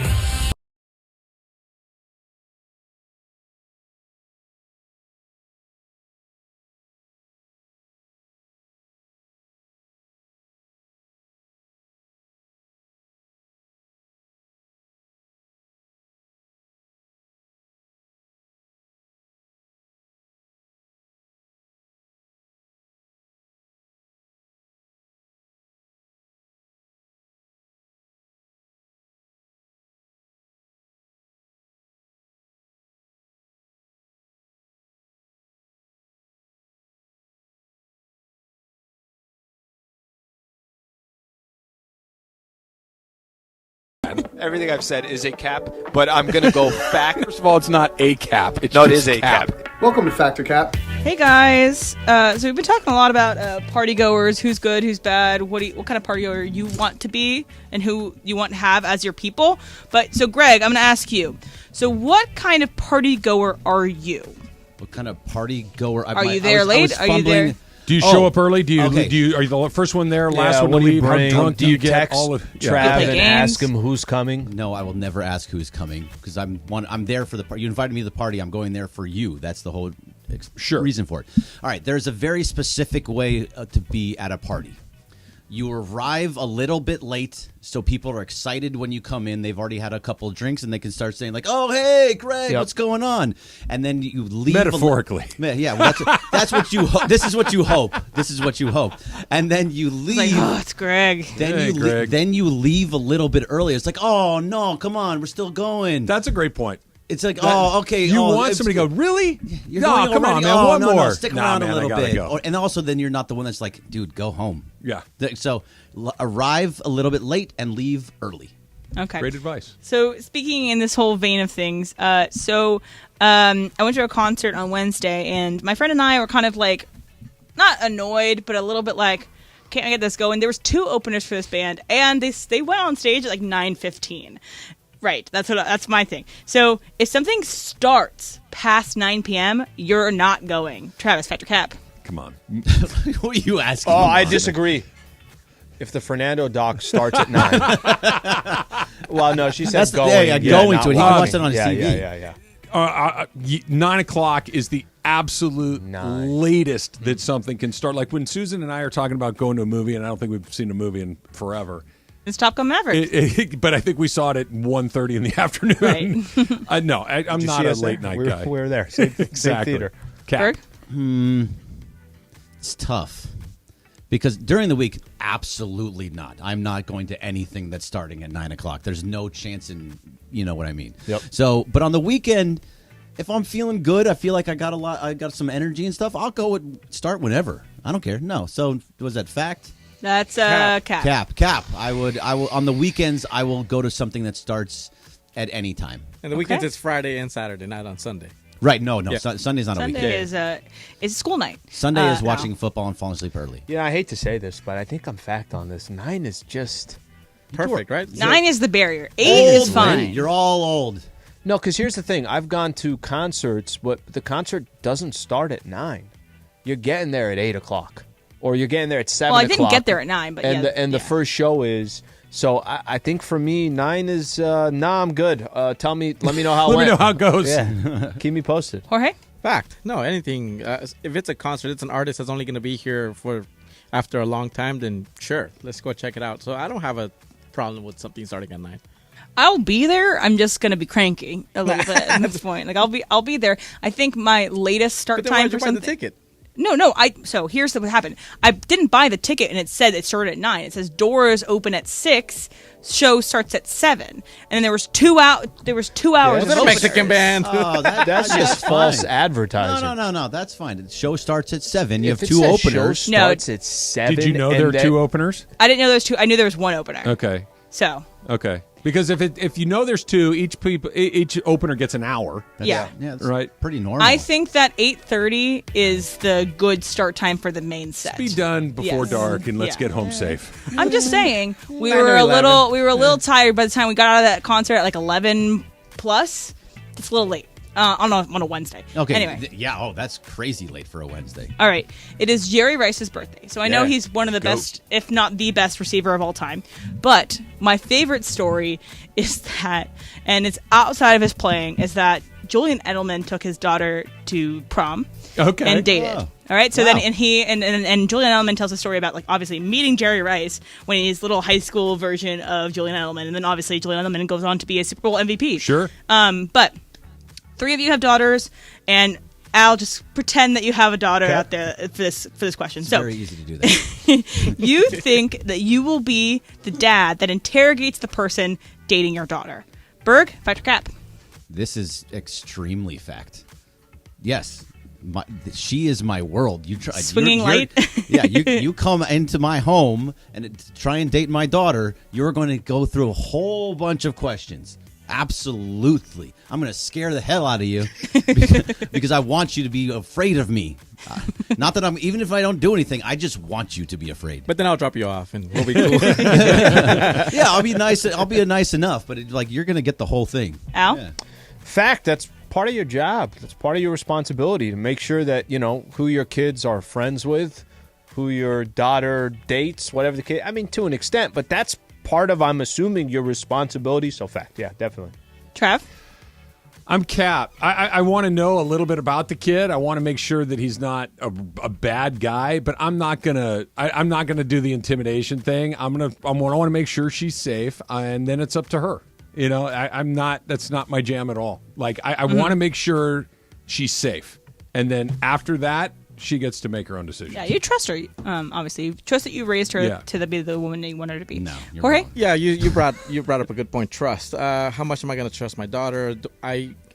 Travis just said you got to know some of her friends and what they're like. It's not like you're going to let her out with a stranger anyway. Right. So I feel like trust is part of that. But yeah, is it less? But you could ask questions like, "Hey, sure, I'll let you guys coming back. Yep. You guys need a ride. If anything, call me. Things What like does that. he do for work? What does he? 100%. Yeah. No, 100%. Look, I trust Riley. I'm going It's the other person that you need to Yes, you need that's to what it find is. out Thank you. if you trust. And sometimes, look, sometimes they don't, especially in their teens. They're not going to pick the right people, and you're going to be like, Correct. "This guy is totally not the They one." have to learn. Yes, you have to learn, and you allow to. You don't say no. It's don't very go cute out with that her. you still think you have control over this stuff. Do you run? My wait. stepdaughter's 21. I've done a little bit of this. Okay, like this isn't a new situation. It's a good theory that's almost impossible to implement. in practice. No. Look, I'm not saying you're not telling them no. You can't go out Right. with this guy, or no, you can't. But Do you run a credit I trust report? her. Not. I wish I Last 4 could. digits of your social, please. No, I want the whole thing. I want the whole thing. I want the first 3, the middle 2, and all 4 at the end. Oh man! All right. So speaking of like party going, social gatherings, things like that. So again, you feel like you have to be friends with your partner's friend's partner. So let me give you an example of this. So for you, Travis, you feel like you have to be friends with Susan's friends' husbands. So I'm going to start with Al. I understand. I'm going to start with Al, though. So you feel like you have to be friends with your partner's friends' partners.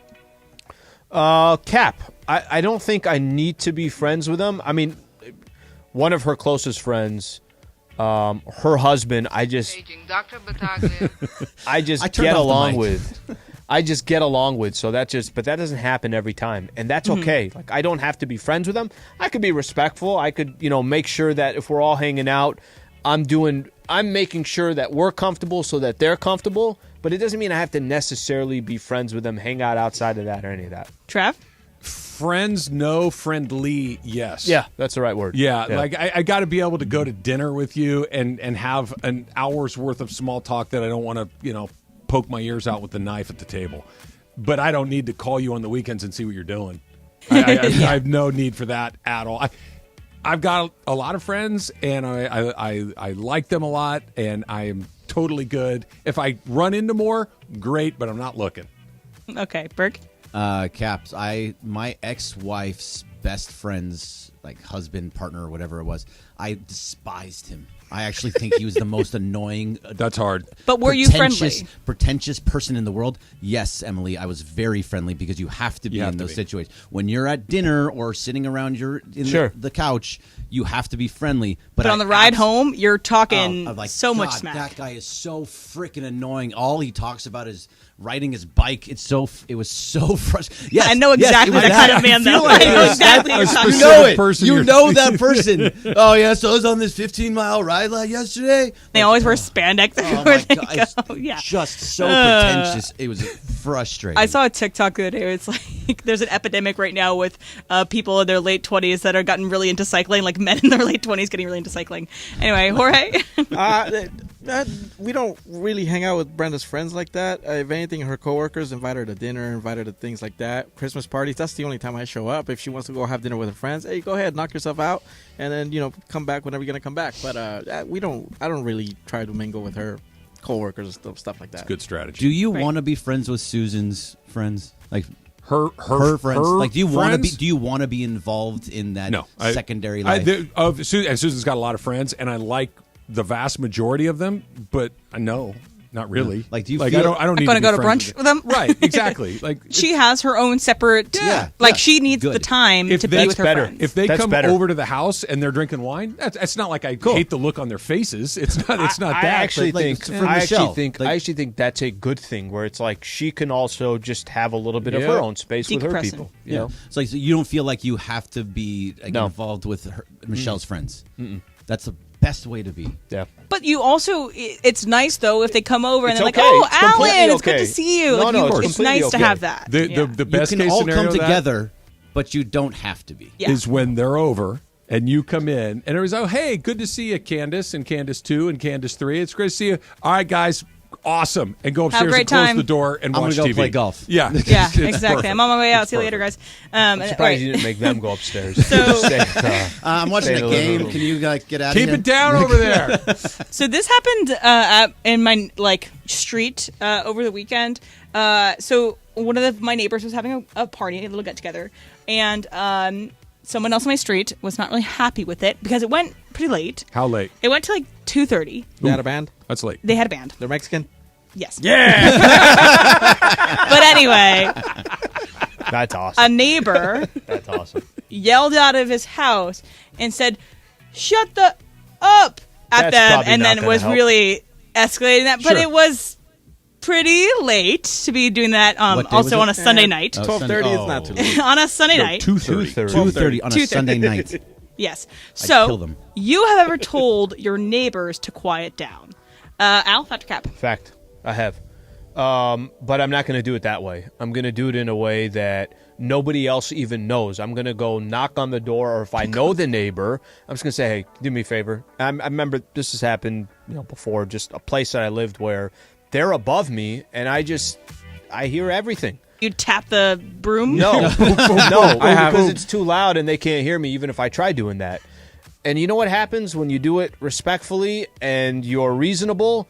They turn down their music and they quiet down. So, Or they turn up a lot more. No, I think if you do it, the right way. So I've done it before and it's been fun. Me too. Especially like at 11 when you hear the TV through the walls go. You hear that from the walls. I'm like, I hate that. It's 11:30, 12 o'clock. Like I want to go to sleep. My kid wants to go to sleep. Like turn it. And a lot of times people don't know that They you don't. can hear You're it right. in the other place. You're right. So sometimes like, except- oh my God, I'm so sorry. Except your scenario, they knew exactly. They knew exactly what they were doing. It's worse, Jorge, when they have their window open and you can hear every word on the TV. It's like a Seinfeld episode. And you're like, I know that one. It's the bet. I actually just turn it. I turn it to their channel, and then I just keep my TV off. I might as well watch it. Trav? I never have, because I've been very lucky that, like, when we were living in apartments and stuff, we had pretty quiet neighbors. Occasionally there'd be a party, but it was always, hey, we're going to have a party till about 1. Are you cool? And they would shut it down at 1. But that's also Yeah. very reasonable where they're giving everybody a heads up. Yep. Just so you're aware. Yeah. 2:30 in the morning, though, and the music is cranking. I don't think a shut the blank up is totally out of line. Yeah. I just don't think it's going to get the It job might done. not, but it also may be like you were saying, oh, gosh, I didn't even realize how late it was. I didn't realize how loud let's dial You know how it you back get a to that little point though on parties like that. The band is like, "Hey, we're gonna go till 12:30. We're gonna go. Want to buy one more hour? We'll stay for one more hour." And Right. then somebody says, "Yeah, let's buy another hour." And then somebody else, because they're drunk, they're like, Right. "Oh, we'll pay another hour." Keep it They going. till 2:30. That's how it happens. So yes, I have done it once, and then I'll get out quick for you, Emily. But I have done it once. My neighbor across the way was having like a dance party with her kids at like 11:30, 12 o'clock at night, and I had to be here at work at 6, 7 in the morning. And I just went over, knocked on the door, was like, "Hey, I don't want to be this guy, but can you please just turn it down a little bit? I cannot sleep, and I have to And be up she early said in the no. morning." No, she did it, and then started talking crap about me to every single person in the Jesus. building. So what?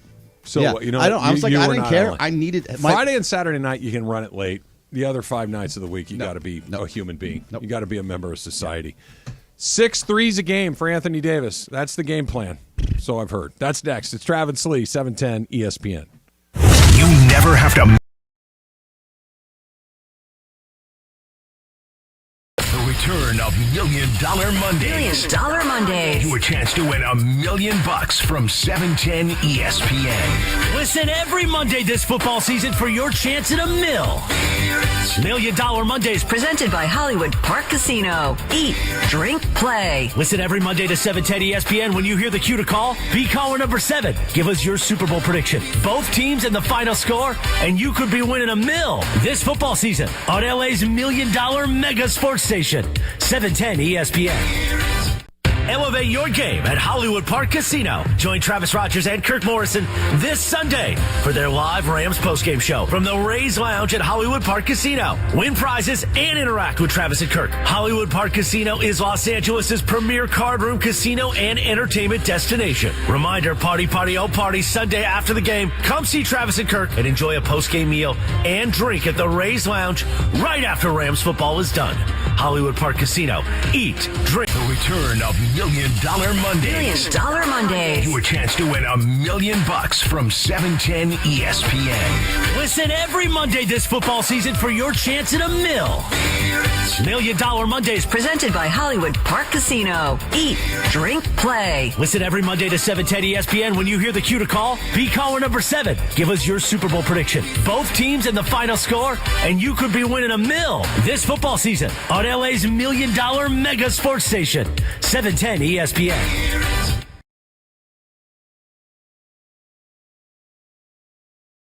Elevate your game at Hollywood Park Casino. Join Travis Rogers and Kirk Morrison this Sunday for their live Rams postgame show from the Rays Lounge at Hollywood Park Casino. Win prizes and interact with Travis and Kirk. Hollywood Park Casino is Los Angeles' premier card room casino and entertainment destination. Reminder, party, oh party, Sunday after the game. Come see Travis and Kirk and enjoy a postgame meal and drink at the Rays Lounge right after Rams football is done. Hollywood Park Casino. Eat, drink, play.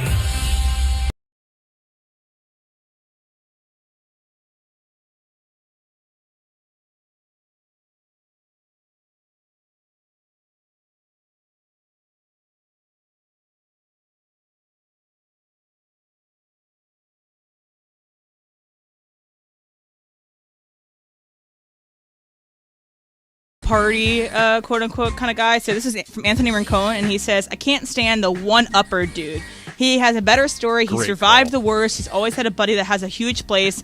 Annoying." That's a really good one. Yeah, it's kind of niche, but everybody knows who you're talking about. Yeah, there's a whole Kristen Wiig Saturday Night Live sketch about that. That her whole, I forget her name, but she's like, well, actually, and she, my dad went to the moon. I'll find out what it is.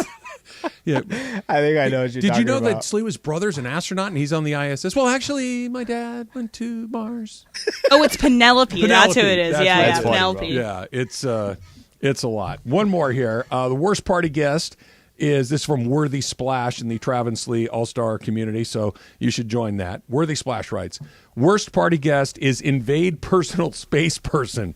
Why are you in everyone's face whispering nonsense and flirt with every guy's lady? Those two are horrid. Yes, the constantly closing the distance on me, right? The proper distance for you and I at a party is about 2 feet, okay? If you're like the 1 foot guy, I'm going to keep backing up. You're going to keep closing the space. I can't stand that guy. I'm getting you to a wall where you have no shot. And to Worthy Splash's point, maybe not hitting on everybody's wife or girlfriend, but making really inappropriate commentary about that kind of stuff is terribly uncomfortable. Terribly uncomfortable. Locker room talk without a better word. But like especially like I don't even like it when it's just guys. I have no interest in like I don't care how you roll. Just just don't tell me about it. I don't give a damn. Right. But especially with your significant when there's other people, it's like, come on, man. Like really, this is what we're doing. Yeah. Joseph Irvine, you're up next, Joe. What's up? Hey, what's going on, guys? Hey, when I lived with my ex in San Diego in an apartment, and below us we had Speedo guy, and he was pretty quiet, but then he met kind of bikini girl, and then it got noisy, and things were loud, and they used to leave their windows open, and we initially were going to call the police because we thought there was screaming, and we thought something was dangerous happening, but it wasn't. It was just other bad things. They liked each other. They were having a good time. Yeah, man. But how do you ask somebody to do that? You're like, please, sir. That's a tough one. You're going to mind your own business on that one. That's one of those. So here's an interesting strategy. Do you make a lot of noise so they realize how easy it is to hear you and hope that they take the clue? Like realize the walls are thin. Right. Like if I'm in my kitchen and I bang a couple of pots together, like, oh, I can hear that. I do that. I do that. Like, oh, that's a pretty thin that's wall. that's a better strategy. Yeah. There's a tweet from Big E that says, I think I got a country crock container with leftover pozole somewhere in my freezer. Telling you, this is a game changer, man. You save that. I can't believe it's not butter container. You get those country crock ones. And when people come over, like Travis, I'm bringing mine. No, those get used. I'm taking some of that pastor home. Those get used. The peanut butter, the plastic peanut butter, the big ones. Yeah, for years, those are still sitting at my mom's house. And like there's some type of pepper in there or something. I'm like, why don't we just get a different one? Like we keep the old pickle jars, like the glass pickle jars, the plastic ones. We throw them. No, keep them. Take the tag off. Well, we use them for grease in my house. So my dad used to do that. So you dump your grease from like bacon fat or whatever to that, and then you use it for cooking. Yes, indeed. My dad knows what he's doing. Clearly, you go to Trav's house. There's just a cleaned out pickle jar. There's Q-tips in there. He's like, I just use cotton balls. There is a pickle jar full of bacon grease in the fridge or in the freezer. It's like cotton balls. Little scoop of that Slee right into the pan. Pretty good day. Pretty good day. Why does Darvin Ham want Anthony Davis to shoot 6 3-pointers a game when this guy is, what is it, 26% lifetime 3-point shooter? That seems like an interesting / bad strategy. It's not a good strategy. I actually, it's beyond. Just give everybody some context. I'm going to read the quote. He said, I want him if he can. I know he won't do it, but maybe he'll shock me. But I've requested to see 6 3-point attempts a game. Basically, he wants 3.5 from Anthony Davis. So last year, AD, he only shot 1.3 threes a game. 1.3. Just quick. 1.3. Yeah. Not he shot 4.5. You want him to increase it by 4 times. Okay, so he's not shooting that many threes. The year Lakers won a championship. That was the most he ever averaged in a year, 3.5 threes per game. Let me tell you this. Michael and I were talking about this in the last pregame show that we did. If I'm an opposing team and I hear that quote from Darvin Ham, right? Oh, it's like the greatest thing I've ever heard. You're going to tell me you want Anthony Davis 20 feet away from the basket? Wait. Wonderful. I don't have to worry about Anthony Davis in the block and getting my big guy into foul trouble and getting to the free throw line. And now all of a sudden we're out of fouls 7 minutes into the second quarter, and now Bron's taking free throws and Reeves taking free throws. The only thing that I could think of is this, of the justification of what he's saying. Guys, I don't really want him to take 6 threes. I just want him taking more threes. I want him to know that he has the green light to take threes. I don't want him to hesitate if there's a guy playing off of him to say, AD, go ahead, take that shot. sometimes you can, but the one thing I would say is then, okay, well, don't put a number to it. Because if Anthony Davis is striving to take 6 threes a game, now it's a question of, is Anthony Davis taking the right shot? Is the defense saying, awesome, I'm going to play 3 feet off of you and go ahead and take those threes? I get if you just want him, I want to spread the floor out more. I want him to feel comfortable taking threes. Last year, there was a little bit of an argument about his elbow just wasn't feeling good, which is part of the reason why he shot 26% from 3. If that's the strategy, I don't think you should have applied a number to it. I don't think that's necessary. And I'll say this again. If I'm the other team and I'm playing defense, you take as many threes as you would like, Anthony 12. Davis. Yes. Yeah. I hope that's what it is. I hope it's he put a literal number on something that's more metaphorical. And what I hope the message is, the message is not is take 6 threes a game. I hope the message is play your game. Play your game. And if that means that you're open to take a bunch of threes one night, let them rip. And if another night you lived at the free throw line, you only took 2, cool. Play your game. Don't think that we're not taking you out for a bad shot. We're not doing it. Play your game. If you think that's a good shot, I trust you to make the right decision. If it's not there, don't force it. Play your game. But the very specific number for a guy who's, look, can he make threes? Yeah, but is he a good 3-point shooter? No, he's not. So why you would want to increase the frequency of something that somebody doesn't do particularly well doesn't make a lot of sense to me. And you're taking him away from his strength. Right. Strength is I hang around the basket, I get to the free throw line, I get you in foul trouble. I'm one of the toughest guys to guard in the block. He's a gifted offensive player. Like, let's not pigeonhole him into one thing, for sure. All right, Super Bowl champ DeMarco Farr is going to join us. I'm curious what sort of party guest he might be. I think I know. I think I've been in a couple of social functions with DeMarco and had a very good time. DeMarco, we got to cut you off, man. And I guess we'll talk about the Rams and the Cardinals, too. It's coming up next. It's Travis Lee, 710 ESPN. Elevate your game at Hollywood Park Casino. Join Travis Rogers and Kirk Morrison this Sunday for their live Rams postgame show from the Rays Lounge at Hollywood Park Casino. Win prizes and interact with Travis and Kirk. Hollywood Park Casino is Los Angeles' premier card room casino and entertainment destination. Reminder, party, oh party, Sunday after the game. Come see Travis and Kirk and enjoy a postgame meal and drink at the Rays Lounge right after Rams football is done. Hollywood Park Casino. Eat, drink, play.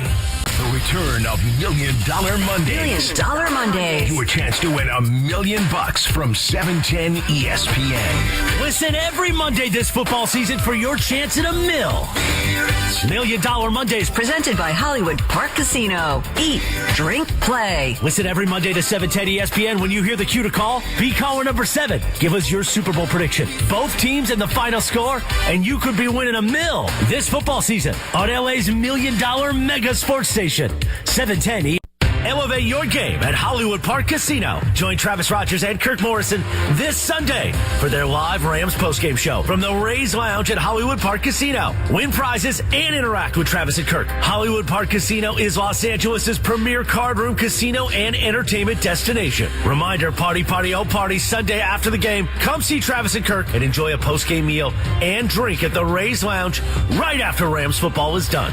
Hollywood Park Casino. Eat, drink, play.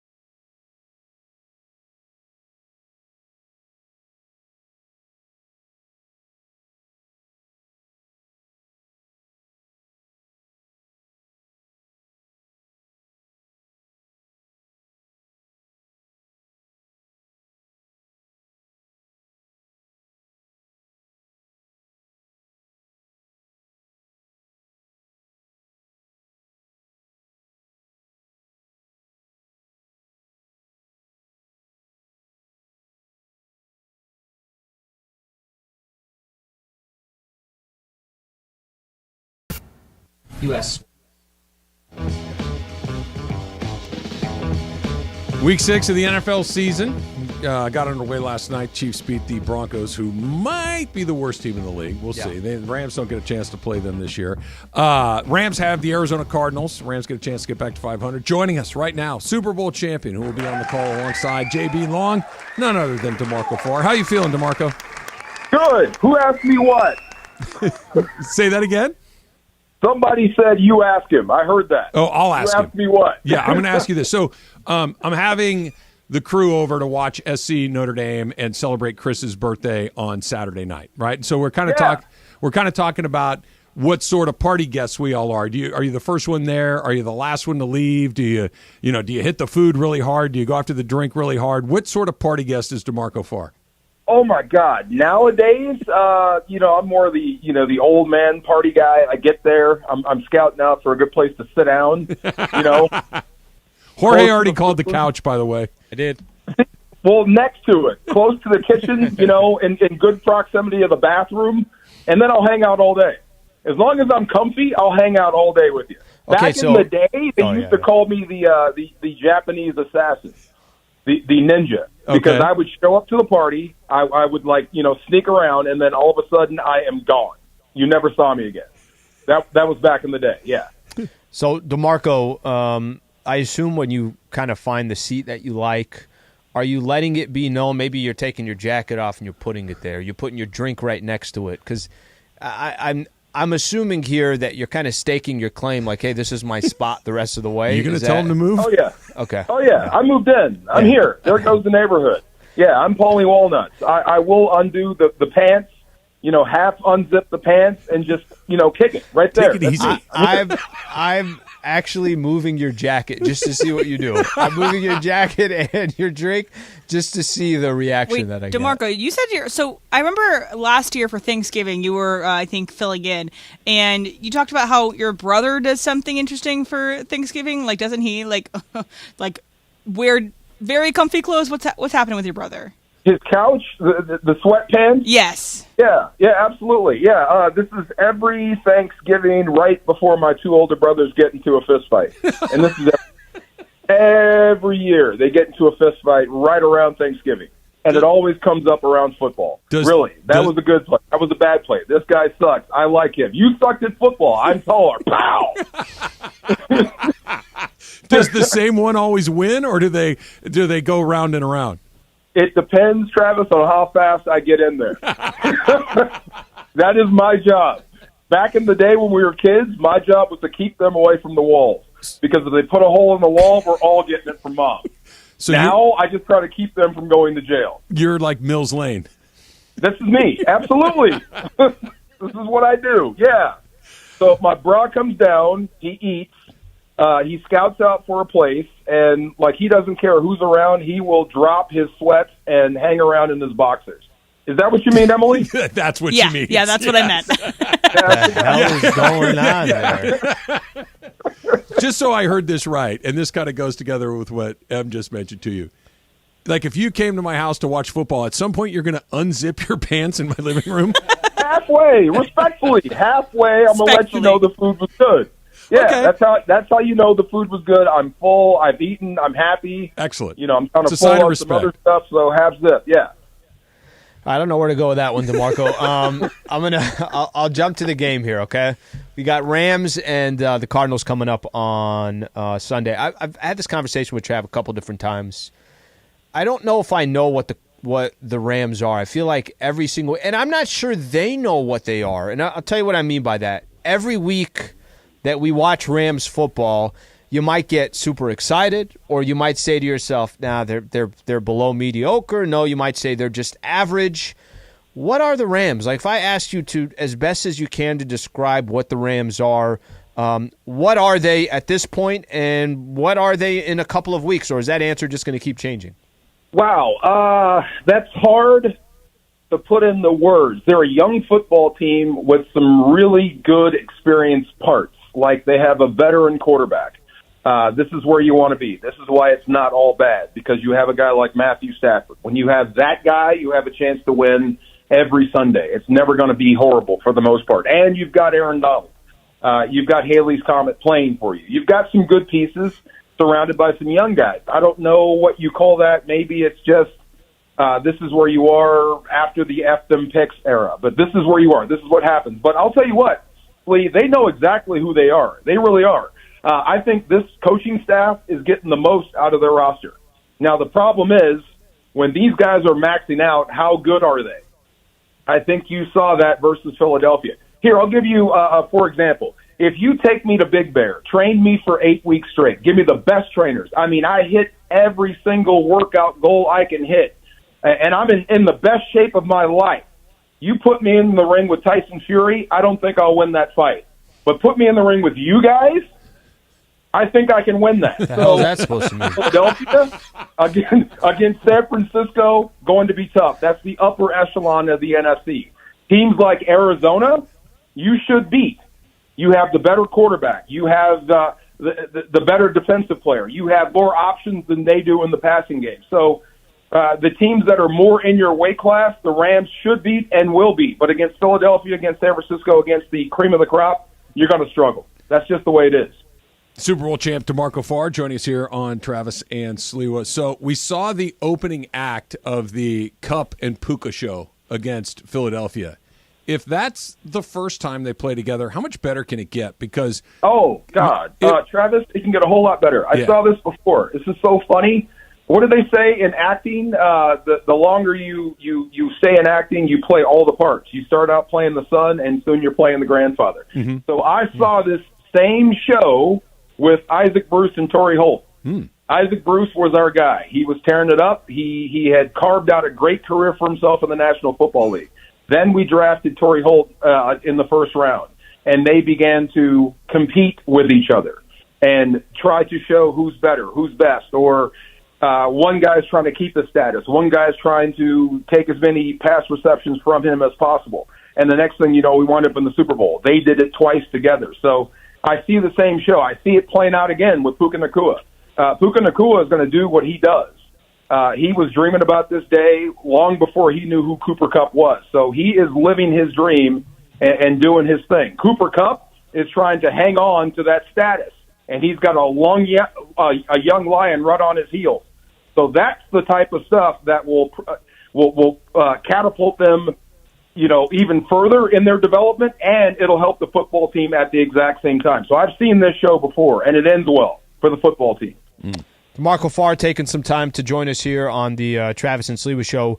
DeMarco, let's say they lost to the Cardinals. Let's fast forward to Sunday, and the Rams lost to the Cardinals. How much does that change? I guess you can call it the rest of the season. What I mean by that is, if they hang around 500, I think we all know that they can get into the playoffs in the NFC. Anything could happen. Maybe these rookies, a lot of these young players get incredible experience, and you go into next year with a completely different attitude. But let's just say that wasn't in the cards.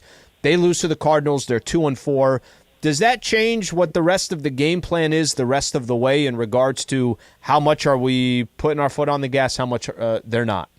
Well, they're never going to stop coaching. They're never going to stop trying to win football games. But I think you started this season with two different plans depending on where you are. So if you lose to Arizona, and depending on how you lose, let's say Arizona comes out and dominates you.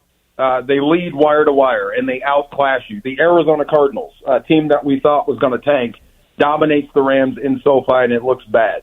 Then you might say, okay, option B. We may be sellers at the deadline, and let's start thinking about a total rebuild. That might be your plan there if it goes bad. If you lose to Arizona, I think that might be a good case for that. But if you go out and do what I think the Rams are going to do and run the Arizona Cardinals right out of SoFi and be the better football team from start to finish, then, look, you're still in this thing. It's not over. The only teams you've really lost to are the top of the division and one you should have got in Cincinnati. That's going to haunt you for a while. But teams like this, I think you can beat. You get through them, you get through Pittsburgh, you might have a shot towards the end to contend. Remember, Matthew Stafford has more behind than in front. I'm sure he wants to compete now. Same for Aaron Donald. Mm-hmm. This has got to be a year towards a goal of winning a Super Bowl. So the last thing you want to do with guys like that is say, it's done, we're going to pack it in. So, but you're counting on those guys to lead you to victory, to help you out there, to lead the way. You can't have, and I don't want to say this is not picking on Aaron, but you can't have guys like Jalen Hurts just running around the field all day long with 1,000 seconds to throw the football. Aaron's got to be Aaron. Matthew has to be Matthew. If not, you may shift to option B and start thinking about 2024. DeMarco, I'm going to switch gears on you here a little bit. The Ducks and the Huskies in Seattle this Saturday, maybe the game of the weekend, both of them top 10 teams, both of them unbeaten. You look at Michael Penix Jr., you look at Bo Nix, the two quarterbacks going to play in that game. You look at Caleb Williams, who's the quarterback at SC, the defending Heisman Trophy winner. Who's the best quarterback in the Pac-12? Man, wow. I'll go with Caleb Williams for now, but, number 2 I think will be decided this weekend. And, for the time being, that number 1 spot could be open, but you got to give respect to Caleb Williams. He is the guy. But, yeah, as a Husky, this is big, man. You're number 8 in the country. This is the chance for you to get back in the national picture, to get back in that national scene.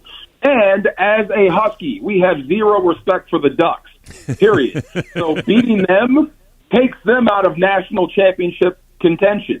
That is job number 1. Absolutely. Keeping Oregon where they belong, beneath us. Get that done first, and then go win a national championship. Absolutely. Is Penix a pro? He's starting to move up the boards, Trav. I'm starting to hear his name more and more and more. And you saw what Jalen Hurts did. Yeah. I think the modern NFL quarterback kind of looks like him now. Very mobile, guys with strong arms, guys that can get out of trouble, that can create off schedule. We don't call those guys athletes anymore or change of pace guys. Quarterbacks. We call them quarterbacks now. So, yeah, he's starting to move up the draft board. Who knows? If you're picking, if you have a chance at, if 2 quarterbacks are off the board and he's sitting there and you're a quarterback-needy team, why wouldn't you go after Penix Jr.? DeMarco, final one for me. So just to play this out. So Saturday, Travis has hired a taco guy. So there's going to be and the guy kind of said, listen, we kind of do like a 30-person minimum, and there's definitely not going to be 30 people that are there. What's your game plan when there's a taco guy? I could just I thought I don't even go through the front door. I just kind of go straight to the backyard. I start eating. I don't even say hi to anybody. What's your game plan when you have a taco guy at a party? Well, you don't meet me there, beat me there. I'm going to be first. Yep. Guaranteed. Yep. Now, it's at Travis's house, right? Yeah, it is. You want to come? House, yeah. Okay, so I got my eye on Travis. My eye is on his hip. As soon as he makes a move towards that taco, wherever they're dispensing the food, I am getting up. Going. Yeah. Absolutely. I will be right next to Travis when he's getting his food. Host goes first, and then once he gets his food, all bets are off. I will be back 4 and 5 times, especially if it's good. I'm bringing the poncho and bring my $25. We'll wait for you there. Damn. There you go again. Damn, okay. Good talk. I will make good. You will take a picture. I will hate it. I will see you there. I'm sending you my address. That is an open invitation. You are Come on, welcome DeMarco. to come. Come We'd on love to down. see you. And if not, I will see you on Sunday. No doubt. Absolutely. Send me an address. I'll be there. You got it. Done deal. All right. Thanks, DeMarco. My man. I'll talk to you soon. All right. You got it. You better go. You better beat him there. I'm just saying. He said he's not messing around. You were worried about. Hey, I shouldn't eat. DeMarco has a different strategy. And then respectfully unzip his pants a little bit. Respectfully.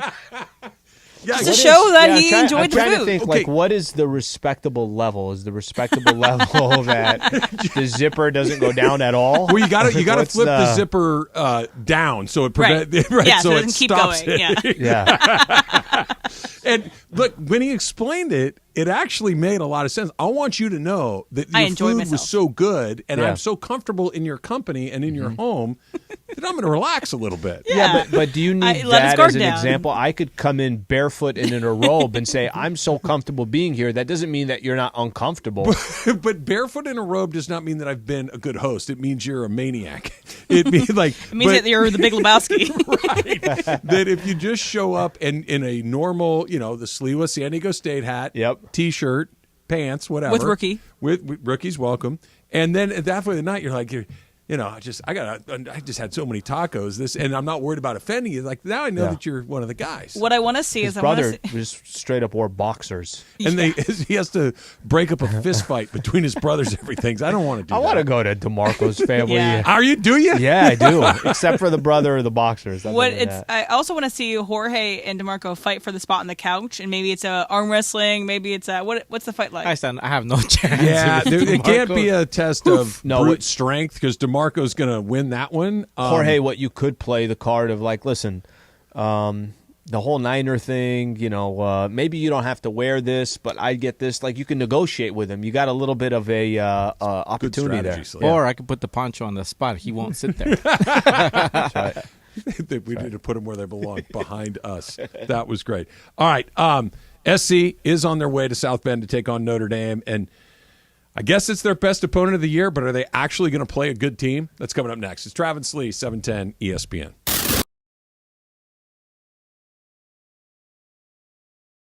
Elevate your game at Hollywood Park Casino. Join Travis Rogers and Kirk Morrison this Sunday for their live Rams postgame show from the Rays Lounge at Hollywood Park Casino. Win prizes and interact with Travis and Kirk. Hollywood Park Casino is Los Angeles' premier card room casino and entertainment destination. Reminder, party, oh party, Sunday after the game. Come see Travis and Kirk and enjoy a postgame meal and drink at the Rays Lounge right after Rams football is done. Hollywood Park Casino. Eat, drink, play. The return of $1 Million Mondays. $1 Million Mondays. Your chance to win $1 million from 710 ESPN. Listen every Monday this football season for your chance at $1 million. $1 Million Mondays. Presented by Hollywood Park Casino. Eat, drink, play. Listen every Monday to 710 ESPN. When you hear the cue to call, be caller number 7. Give us your Super Bowl prediction. Both teams and the final score, and you could be winning $1 million this football season on LA's $1 million mega sports station. 710 ESPN. Elevate your game at Hollywood Park Casino. Join Travis Rogers and Kirk Morrison this Sunday for their live Rams postgame show from the Rays Lounge at Hollywood Park Casino. Win prizes and interact with Travis and Kirk. Hollywood Park Casino is Los Angeles' premier card room casino and entertainment destination. Reminder, party, oh party, Sunday after the game. Come see Travis and Kirk and enjoy a postgame meal and drink at the Rays Lounge right after Rams football is done. Hollywood Park Casino. Eat, drink, play.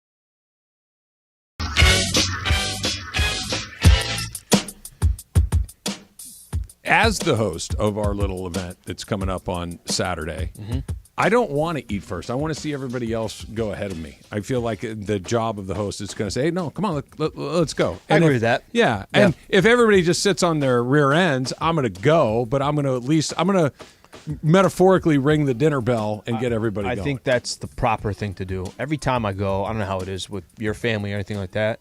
It's time I go to my mom's house and she prepares food for everybody. Mom, eat. Yeah. She's like, no, I just want to make sure everything. It's like, okay, the That's food a is mom cold. thing. Food is Mom's cold. like- No, just in a little bit. I'm Yeah. gonna this. Me, But when I think that is a host type of thing. I think that's good. See, when I get there, it's like, especially my mom's or whoever, Brenda's mom's house, and there's chips, salsa, whatever, like on the table. Like, hey, after you say your hellos, you go and see in the kitchen, and there's a chip, you take a chip. That's me. Like, I show up. Oh, yeah. And, like, hey, I'm not even Cold going to ask beer? you, but that's why we're here. Hey, beer's in the cooler in the back. Help yourself. Yep. My family has a very clear way in which, again, if it's a family gathering, how to start a party, or even if it's like certain family members, is we all, pray, and it's a big circle prayer, and usually my grandfather leads it, and then once that's done, that's when you're free to eat and stuff. And if you come after prayer, eat whenever you want. But that's an easy way. But if it's people I have over, I typically just encourage people to eat whenever they What want. time is your prayer tomorrow? Whenever you say it right before you Our show Father, up. who art Thank that's you, right. God. When I walk in, I want you If to you start guys want to pray, reciting knock everything. yourselves out. I'll be in the backyard. Go ahead. No judgment here. I just don't include me. It's fine. We're all good. Yeah, whatever you like. If you like it, I love When it. you Thank serve you, Father, me, for these are gifts. When you Yes. serve me wine, I want you to have two Little hands chalice. on it. I want you to hand it. After I have one chip. Yeah, that'll be your communion wafer. Yeah, it'll be a tortilla chip. Why is Alan getting in line by himself? I'll get the taco guy, eat the tacos, get a beer, and go watch the game. Is that your phone, Sleep? No, it's yours. Oh, man. That is so good. All right. SC, part of the reason we're getting together, of course, it's Chris Morales' 40th birthday. It's 41st birthday. About a month after it's Yeah. his actual birthday. Hey, it's birthday month. Absolutely. Well, it's not anymore. Birthday month and a half. Okay. But it's birthday. His birthday please is early nobody in the justify month. the Yeah, birthday's still I'm going. with you. Do we bring I'm a with you on cake? that. But- Did we bring a cake? You can bring the balloons that are still, by the way, standing tall. That'll be funny, actually. Yeah. That's a really good idea. I may have to do a Yeah, quick run just through grab here 'em. before the show, right? Grab We'll 'em. Get some things together. Oh, take those exact ones. So that's what I'm saying. Two of them are down. Like They're- well, all half the air of them is have- out. Exactly. Why not? Why not?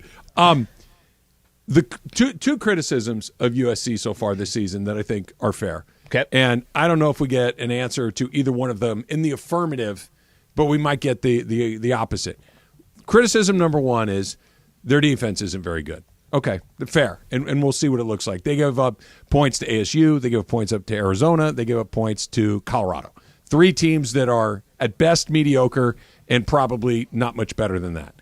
The other criticism is you haven't played anybody that's any good, right? That they played Nevada, they played Stanford, they played, they've played Colorado, Arizona State. They haven't played a heavyweight yet.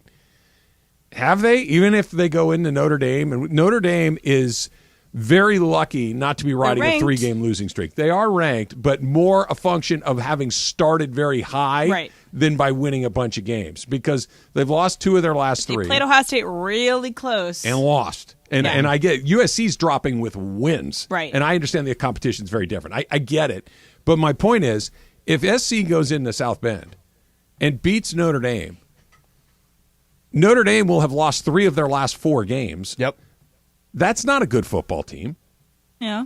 Okay, so do we give them credit for winning that game, or is it the same thing we've said before? They can only confirm the negatives that until they play Oregon, Washington, Utah, or one of these teams, we're still going to be waiting around. I'd be impressed if they win. I know. Listen, you'll be 7-0 if you beat Notre Dame, and that is one of the games that we looked at before the season started and said that's a really tough game at Notre Dame. A little more context to Notre Dame. Ohio State is one of the best football schools or best programs in all college football. That was a 3-point game. Duke is ranked. Yes, they beat Duke only by a touchdown, but they are ranked. Crushed Clemson. Louisville is ranked. They lost to Louisville. I don't think Notre Dame's a bad football program. I don't think they're a bad school. They're 5-2, and I also don't think USC's that great of a program. So if USC, who's given up, it seems like 30-plus points per game, goes to Notre Dame. Doesn't seem like it. They have. They have. Yeah. But if they go to Notre Dame, I'm impressed because I'm also not that impressed with USC at what they've done so far. If you'd have told me Does before... it matter how, Slee? And for instance, if they win the game 45-42, do you still feel that way? Or if they win the game 35-7? I think there are certain games that you look at in college football and you say, just come out with a W. And then there's other games that you say, get some style points here. They've already failed on the style points against schools that you feel like they should be crushing. But Notre Dame, to me, is not one of those games. Notre Dame is walk away with a W, whether you won 24-21 or you won 45-42. Just walk away with a win, and now you're 7-0. You went into we always say this with UCLA. By the way, 7-0 is 7-0. 7-0, Right. And on top of that, Notre Dame doesn't play USC the way Notre Dame plays Duke. Right? That Fair. there is Fair. it's a special game for them. Yeah. It's a special game for USC. So I do think it's the first time Lincoln Riley is coaching, right? In this been in that stadium. Mm-hmm. So I think it does mean something. And I will, as much as we've been critical about USC, the one thing that I can say they've done every week, they've found a way to win. That's all you can really ask for. I know they should be doing more. How is this a game against Arizona? The Notre Dame game for me would be but it would be an impressive one. I think that the only thing that would impress me with the win, or only thing that would impress me, period, is if they keep them with less than 2 touchdowns. So if it's 14 or less, or even if it's 17 with a field goal here and there. If it's under 20, even I'm impressed. 21 or 24 would be a drastic improvement to what they've been doing. Yes, you can't just let it come down to the time ran out on the other team. Right. If it's anything but like here's that. the weird thing. You can. Like I know what you guys are saying. You can to get a win. You can to go 7-0 and you still have other schools that you're going to play. It is impressive. But I think what's interesting is that this is the last sport that's left where you have to win hearts and minds. Yeah, style points. It's the last one, right? Everything else. And to SC's benefit, this will take care of itself. Because if they just if they beat Oregon, if they beat Washington, you got Utah. It's going to take it. Then the question answers itself. But let's say everybody starts getting. Let's say Georgia stubs their toe. Let's say Ohio State and Michigan both lose a game before going. Yeah. Texas already has a loss. Yeah, right? Oklahoma, Oklahoma loses one, and now we got into beauty points. This is the only sport that beauty points But you matter. screwed up already on the style points. The style points was last week. Yeah. The style points was the week before. The style points is not Notre Dame. Notre Dame's supposed to be a game you just win. Yeah. The style points is Arizona. The style points was Arizona State, Colorado. Those I thought were the style points. Is Notre Dame SC still Notre Dame SC? It feels like one of the few that still is. Like some of these air quote classic rivalries feel like they're starting to fade a little bit. And maybe if you talk to a fan, like the Red Sox and Yankees, long historic. Last couple of years, it just hasn't been as juicy. Maybe it's because they haven't been. Like the Dodgers and the Giants still has a little heat. The Lakers and Celtics thing, I know historically it's near the top of the list, but over the last couple of years, it hasn't certainly felt like that. SC and Notre Dame, they've both been pretty good the last couple of years, and maybe not SC over the last 10, but prior to that, they compete for the same thing frequently. Yeah, I'm trying to think. If I told you what's the best rivalry in the NBA right now? Right now. Like when people say, oh, what are you talking about? It's Lakers Celtics. No, it's not. Yeah, but there isn't. You're playing them twice a year. It's not the way it What used to be. What is the answer to that? That's what I was going to ask. I don't know if I have an answer for you. I don't know if I have an answer for you. If I could say, we're trying to make a rivalry between the Lakers and the Nuggets, they face each other twice in the playoffs. Yeah, because there's no one that gets angry at each other consistently. There's no, there's people that knock each other out of the playoffs, but it's not like they're going to... There's no Kevin McHale clotheslining Kurt Rambis. Yes. Yeah. And I think maybe you could say the closest thing we've had to a rivalry was LeBron versus the Warriors. That's the closest thing that you can was have. competitive, but it didn't feel The like Grizzlies. they hated There was more each other. respect Yeah. for each other's game. A rivalry is that you might respect them, but you don't respect them. You don't respect the other side. That's what I feel like a real rivalry is like that team, I cannot stand that team. College is interesting. Because college, I have no ties to Texas and Oklahoma, and I couldn't. But it was also a Ohio good State, game. Michigan too. They played good games. But it was also a good game. That if Oklahoma was up 35-0, I'm not watching that game. And Texas has blown it a few years, and you got to take something from the other guy too. They got to want something, and the Dodgers and Giants for a long time. One of the teams was bad, but kept. I've said it on this show a million times. Joe Morgan running around the bases in Candlestick Park with his finger in the air or with his fist in the air still kills me. Steve Finley hitting a grand slam against the Giants on the last day of the year. The Giants had won like 104 games that year. The Dodgers had won like 75, but they knocked him out. That's how that stuff happens. The best thing I could say to a rivalry perspective is, I'll use this. In San Diego, when you're playing the Dodgers, it's different, right? But when the Dodgers are playing the Padres, it's not different for you. Right. It's when you're playing the Giants. I think there's also a lot of just individual cities that have their own, okay, hey, that's a special game, but not everybody thinks of it the same way. There's a lot of them that go one way that the other guy didn't care about. The Lakers. Yeah. They The play Lakers the have six Blazers of them. or the Suns or the Kings. The Clippers. It's special for all those for Lakers, those teams. It's just the Celtics. The most interesting one to me that has, and I know this doesn't have as much juice because the regular season for that sport is not good, so it's college basketball. But like when UNC and Duke play that last year with Mike Krzyzewski's last year coaching, and they played in the 100%. Final Four that go was to the special. to the That national was championship. special. That's probably I feel like the biggest time where you're like that is a rivalry. That's a great one. Hawaii, Boise State. Who could forget it on the blue turf? You remember that? No. 2007. Who's hot? Who's cold? Coming up next, it's Trav and Slee, 710. 9 million. You knew that already. You've heard me say that. The number to get that you call if you've been hurt in a car, truck, or motorcycle accident, 1-800-9-million. 800-9-million. 800-900-0000. Because here's what you get. You get the best of all possible worlds. You get the experience. You get the know-how. You get just the authority of the business. That's what you get when you call Sweet James. You also have pre-litigation, which means they're going to fight like crazy for the settlement. They're not going to take what the insurance company offers. They're going to get you what you deserve, right? And if it doesn't go that way, they're going to go to trial. 4% of these cases go to trial, but the 4% that go, those are the biggies. Those are the ones that can change your life. That's why it's one of the most important calls you're going to make. Why would you call anybody other than Sweet James? 98% of those times, they win the case. 800-9-million. SweetJames.com. If you are hurt in an accident, if you are hurt in a car, truck, or motorcycle accident, you have to call Sweet James. It's a call I've made, my friends have made, and my family have made. It's the call you need to make. 1-800-9-million and SweetJames.com.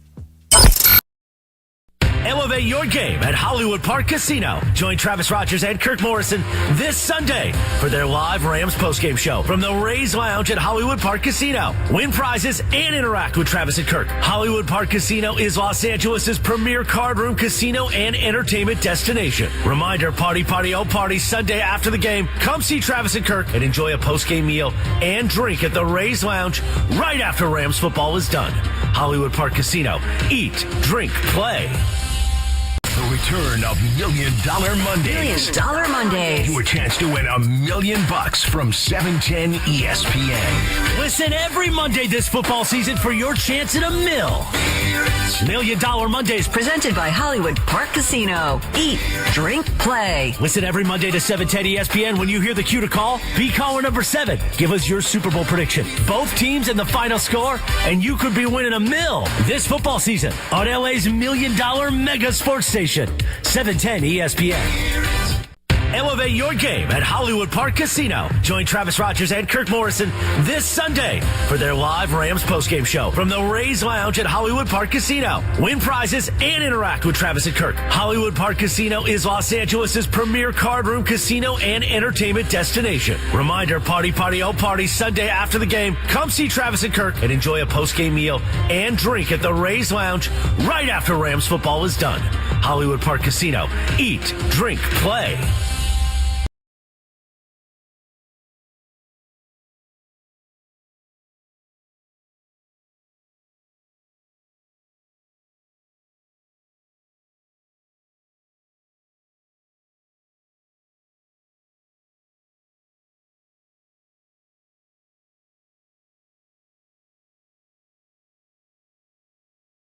I should have told him it's Castellanos, but we love Nick Castellanos. He's also known for when the broadcaster was apologizing and more than once. Yep, he's done than it once. 3 different times where there's been a very serious on-air conversation taking place when he hits a home run. And that's a drive to left by Nick Castellanos.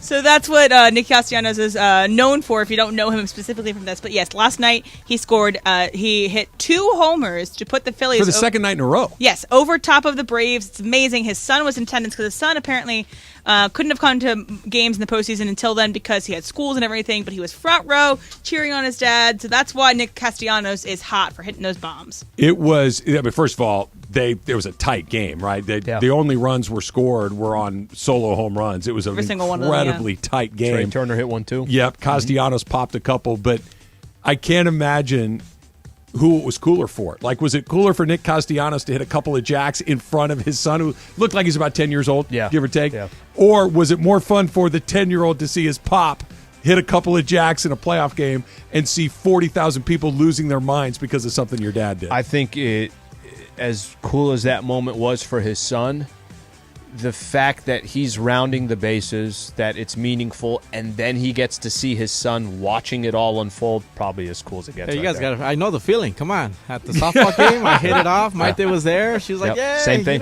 I think I have sound of that. Hold on. Does Travis go deep? Travis goes deep. Yes, I think that's one from a year ago. I don't know. No, here it is. Does Travis go deep? Travis goes deep. I think that's the same one from a year ago. All right, so we're ready for Who's Cold? All right, here's Who's Cold. Who's cold? Well, it's Nick Castellanos because of his interview after the game with TBS, where he was rude to the interviewer. Rude is subjective, so I'm going to play the sound real quick of Nick Castellanos TBS after the game. Nick, nobody in Major League history has hit 2 home runs on back-to-back postseason games, but you just did, and you guys are headed to the NLCS. Where's the question on that? There's no question. Well, thank you for telling me. I thought you'd be happy with that. I am, man, but we got 8 more wins. So it was funny. I was watching it as it happened, and it's like, well, that was weird. Yeah. That was exceptionally awkward because there's 2 ways to look. Castellanos is all business. Yep. He's all business. Yep. But we all knew what Matt Weiner was asking him. Mm-hmm. We all know that the game, is it a perfect question? No. Was it a question at all? No. But it was a way for, hey, you had a great night. Tell me about your team. Everybody knew what he was asking. He didn't have to do that. Okay. It was cold. I get it, but in a weird way, I really like it. Let me give you a good example here, okay? I didn't hate it either. What he said at the end was, like, we're halfway here. We got 8 more games to go. And this is a Phillies team that also, it's not like this is Arizona Diamondbacks, they're thrilled, right? Yeah. But the Philadelphia Phillies, they were in the World Series last year. This is business.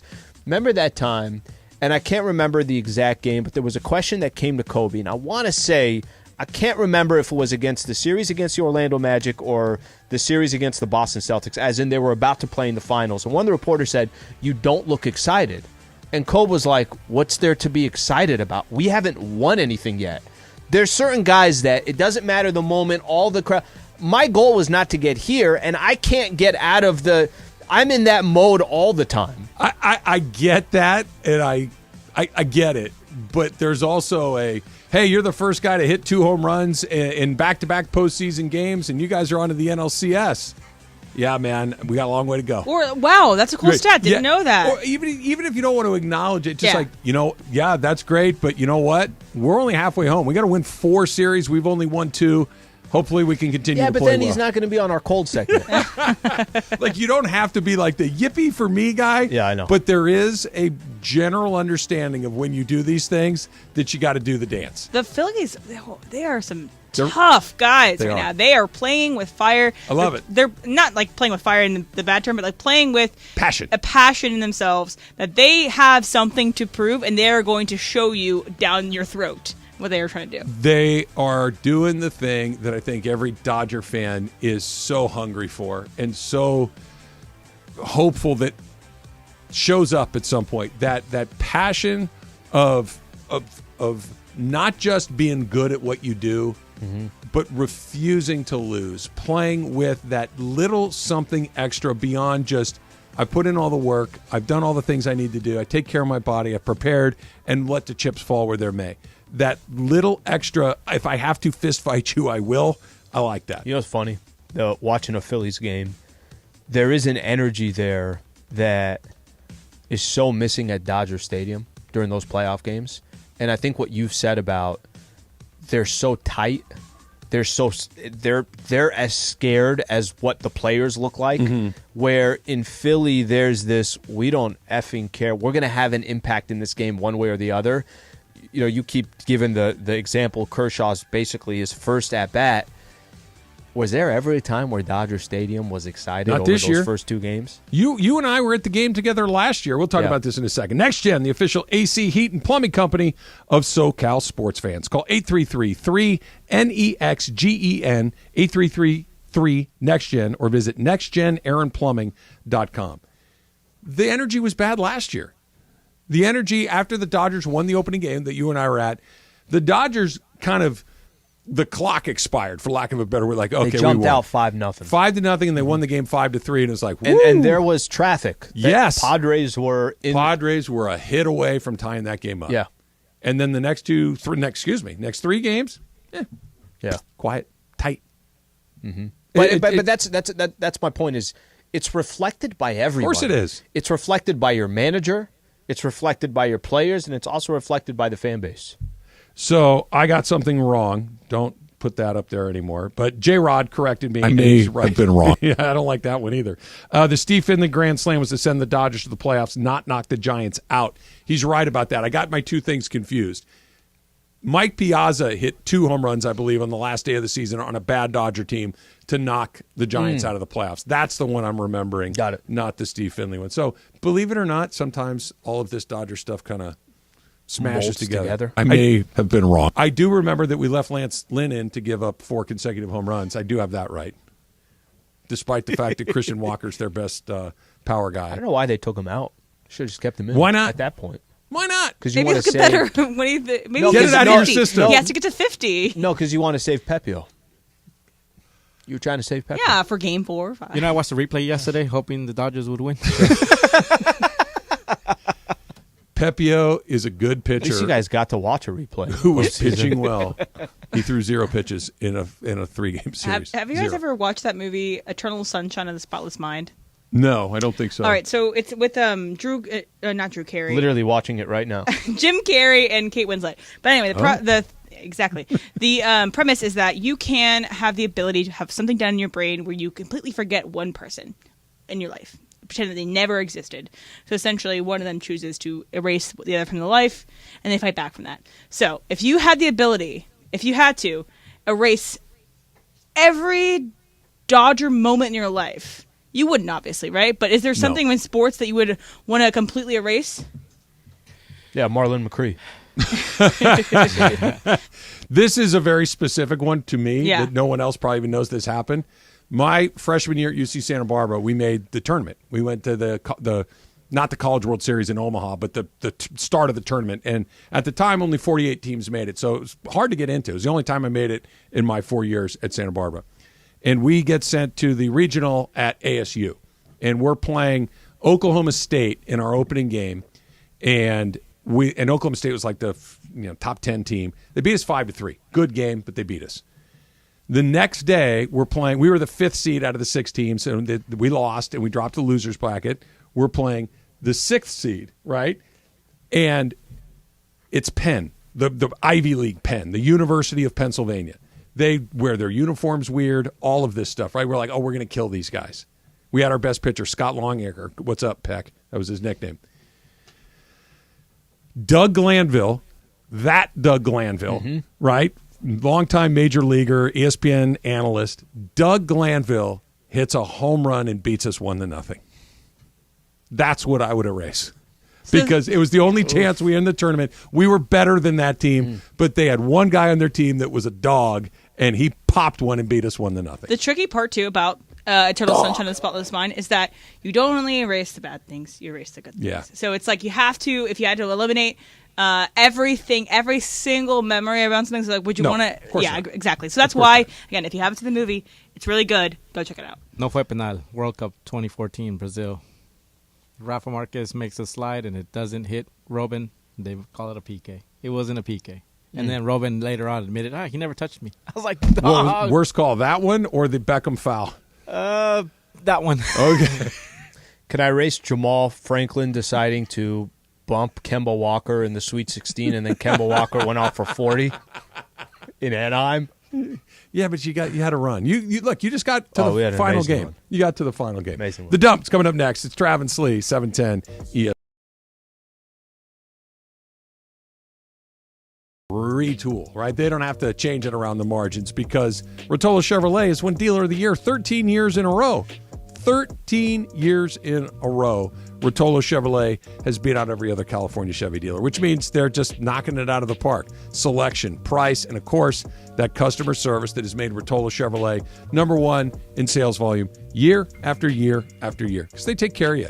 That they've got the vehicle you want at the price that you want and customer service that's going to make you tell your friends. From Mike Capozio at the top, you see him on the commercial, all the way down to everybody that's at the store. They're going to make sure that you have an experience that's courteous, efficient, upfront, and you're going to feel good about it. I know because I've done it a couple of times myself. If you're looking for that new Chevy car truck, there's no place to go other than Rotolo Chevrolet. Right off the 210 freeway, Sierra Avenue exit in Fontana. You can't miss it. Tell them that Travis sent you, and if you can't get in, go online at rotolochevy.com. That's ROTOLO, rotolochevy.com. Elevate your game at Hollywood Park Casino. Join Travis Rogers and Kirk Morrison this Sunday for their live Rams postgame show from the Rays Lounge at Hollywood Park Casino. Win prizes and interact with Travis and Kirk. Hollywood Park Casino is Los Angeles' premier card room casino and entertainment destination. Reminder, party, oh party, Sunday after the game. Come see Travis and Kirk and enjoy a postgame meal and drink at the Rays Lounge right after Rams football is done. Hollywood Park Casino. Eat, drink, play.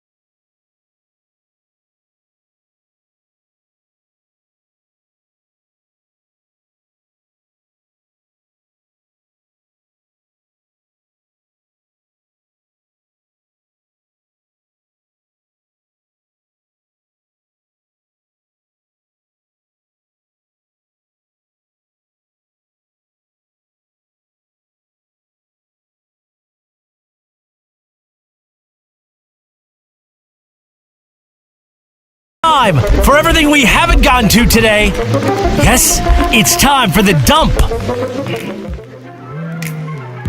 Going to change it up here just a touch, Al. I'm going to start with the two. Action. How about that? Seen that guy in a long, long time. We Good worked man. together for a long time. It was like 7 days. Yeah, how funny you guys were saying that. Yeah, they hired me here. Yep. And then literally 7 or 8 days later, he got a new job in, I believe it was Detroit at the time. He's doing some great things. Absolutely. North Carolina, yep. All right, Jared Miller. We're going to start with a tweet in the dump because this is something we haven't gotten to yet. Is there something to say that all top 4 teams are out in Major League Baseball? Braves, Dodgers, Orioles, and Rays should all of their managers be fired too? I'm going to put that last part aside. It's not the top 4 teams that are out. It's the top 5 teams that are out. Okay? The top 5 teams, Baltimore, Atlanta, the Dodgers, the Rays, and the Milwaukee Brewers, won the 5 most games this season. They were all out in the very first series that they played. I'll listen to the idea that maybe the format needs to be massaged a little bit. And last year, Dodgers and Braves both out early, right? Yeah. We saw it. It's a short sample, only a couple of years. I'm willing to listen to let's kind of tweak it around the edges. But the Dodgers don't get to use that excuse. If the Orioles want to use it, okay. If one of those teams that's relatively new to this, sure.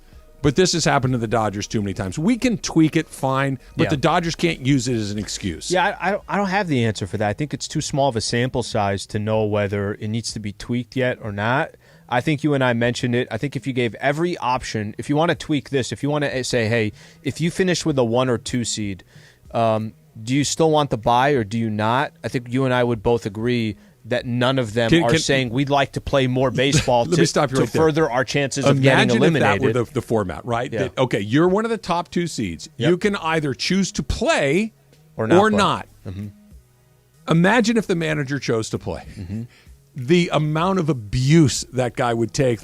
You're really telling me that you want to take another shot at a short series that's totally random? That's your choice? Even a shorter series? Right. Where it's even more random? Right. But I will say this.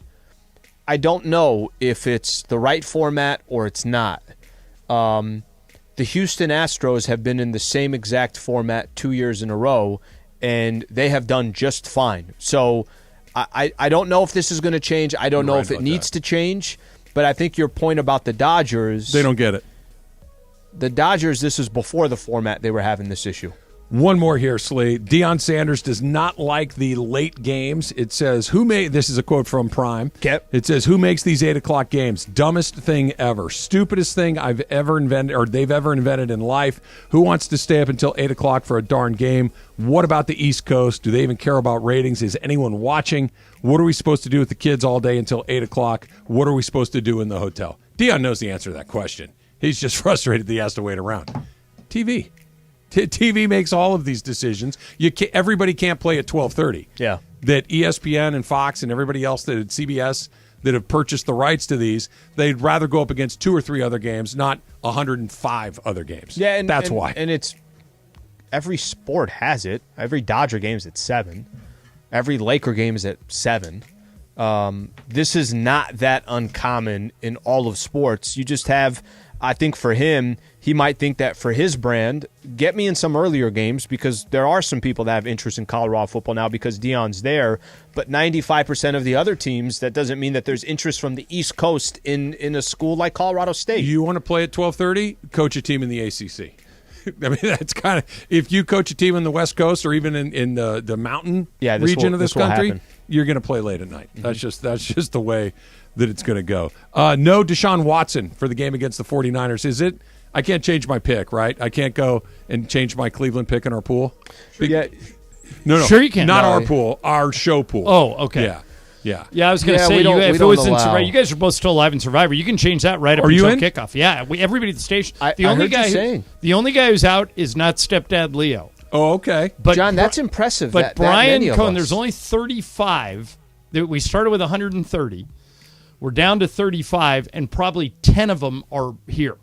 So really? We got a chance. By the way, you won it last year. I did. Now 7 are going out this week. Brian Cohen is how about this? This is a good week to be in Survivor because there's 3 double-digit spreads. Yeah. I'm taking one of them. I'm taking Miami. I took Miami last week. I can't take them. What are the my other mom's ones? taking Buffalo. That's another double-digit spread. That's who I took. I think I took 2. I think that's who I took. So everybody's either taking Miami or Buffalo. Brian Cohen, still alive, so you can't knock him. Gambling. Flipping coins. Rams. 7-point spread. That's not awful. I don't hate. The problem is I just don't like that more than the other ones. But the weird thing is he's a Charger fan. I think the Chargers are going to win too. They play Dallas. Cowboys, yeah. I heard an amazing stat today. I have not verified it, but this is amazing if it's true. San Francisco's last 20 opponents, okay?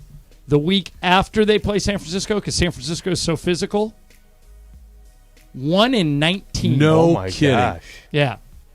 No kidding. So that's why I think Dallas is. I was watching Colin's TV show this morning. And Colin threw that out. You stole that one from him? But that's a great stat. Yeah. If that's true, that's amazing, isn't it? You know what the line is that good writers borrow from others and great ones outright steal. So good job. Well, yeah. Well, and plus radio is totally derivative. Of course I mean, every bit. I mean, you know this from working on Rome show. So many people have stolen from Rome over the years that it's ridiculous. I got a quick one for you because I got to go. I can't stick around for crosstalk, but I need you to answer this question. Okay. Which party guest are you? You know, and I'm Trav. I'm the like you're having a party Saturday, right? If I was coming to your party, you're welcome to come. By the way, if it were any other night, What a great answer! Yeah, what a great answer. Jorge, are you going? Yeah. What happens if he says, "Well, no, I'm flexible. I can work around your schedule." Yeah, I would just keep repeating it. Like Jorge knows, he's heard me do it. Jorge's heard me do it 1,000 times.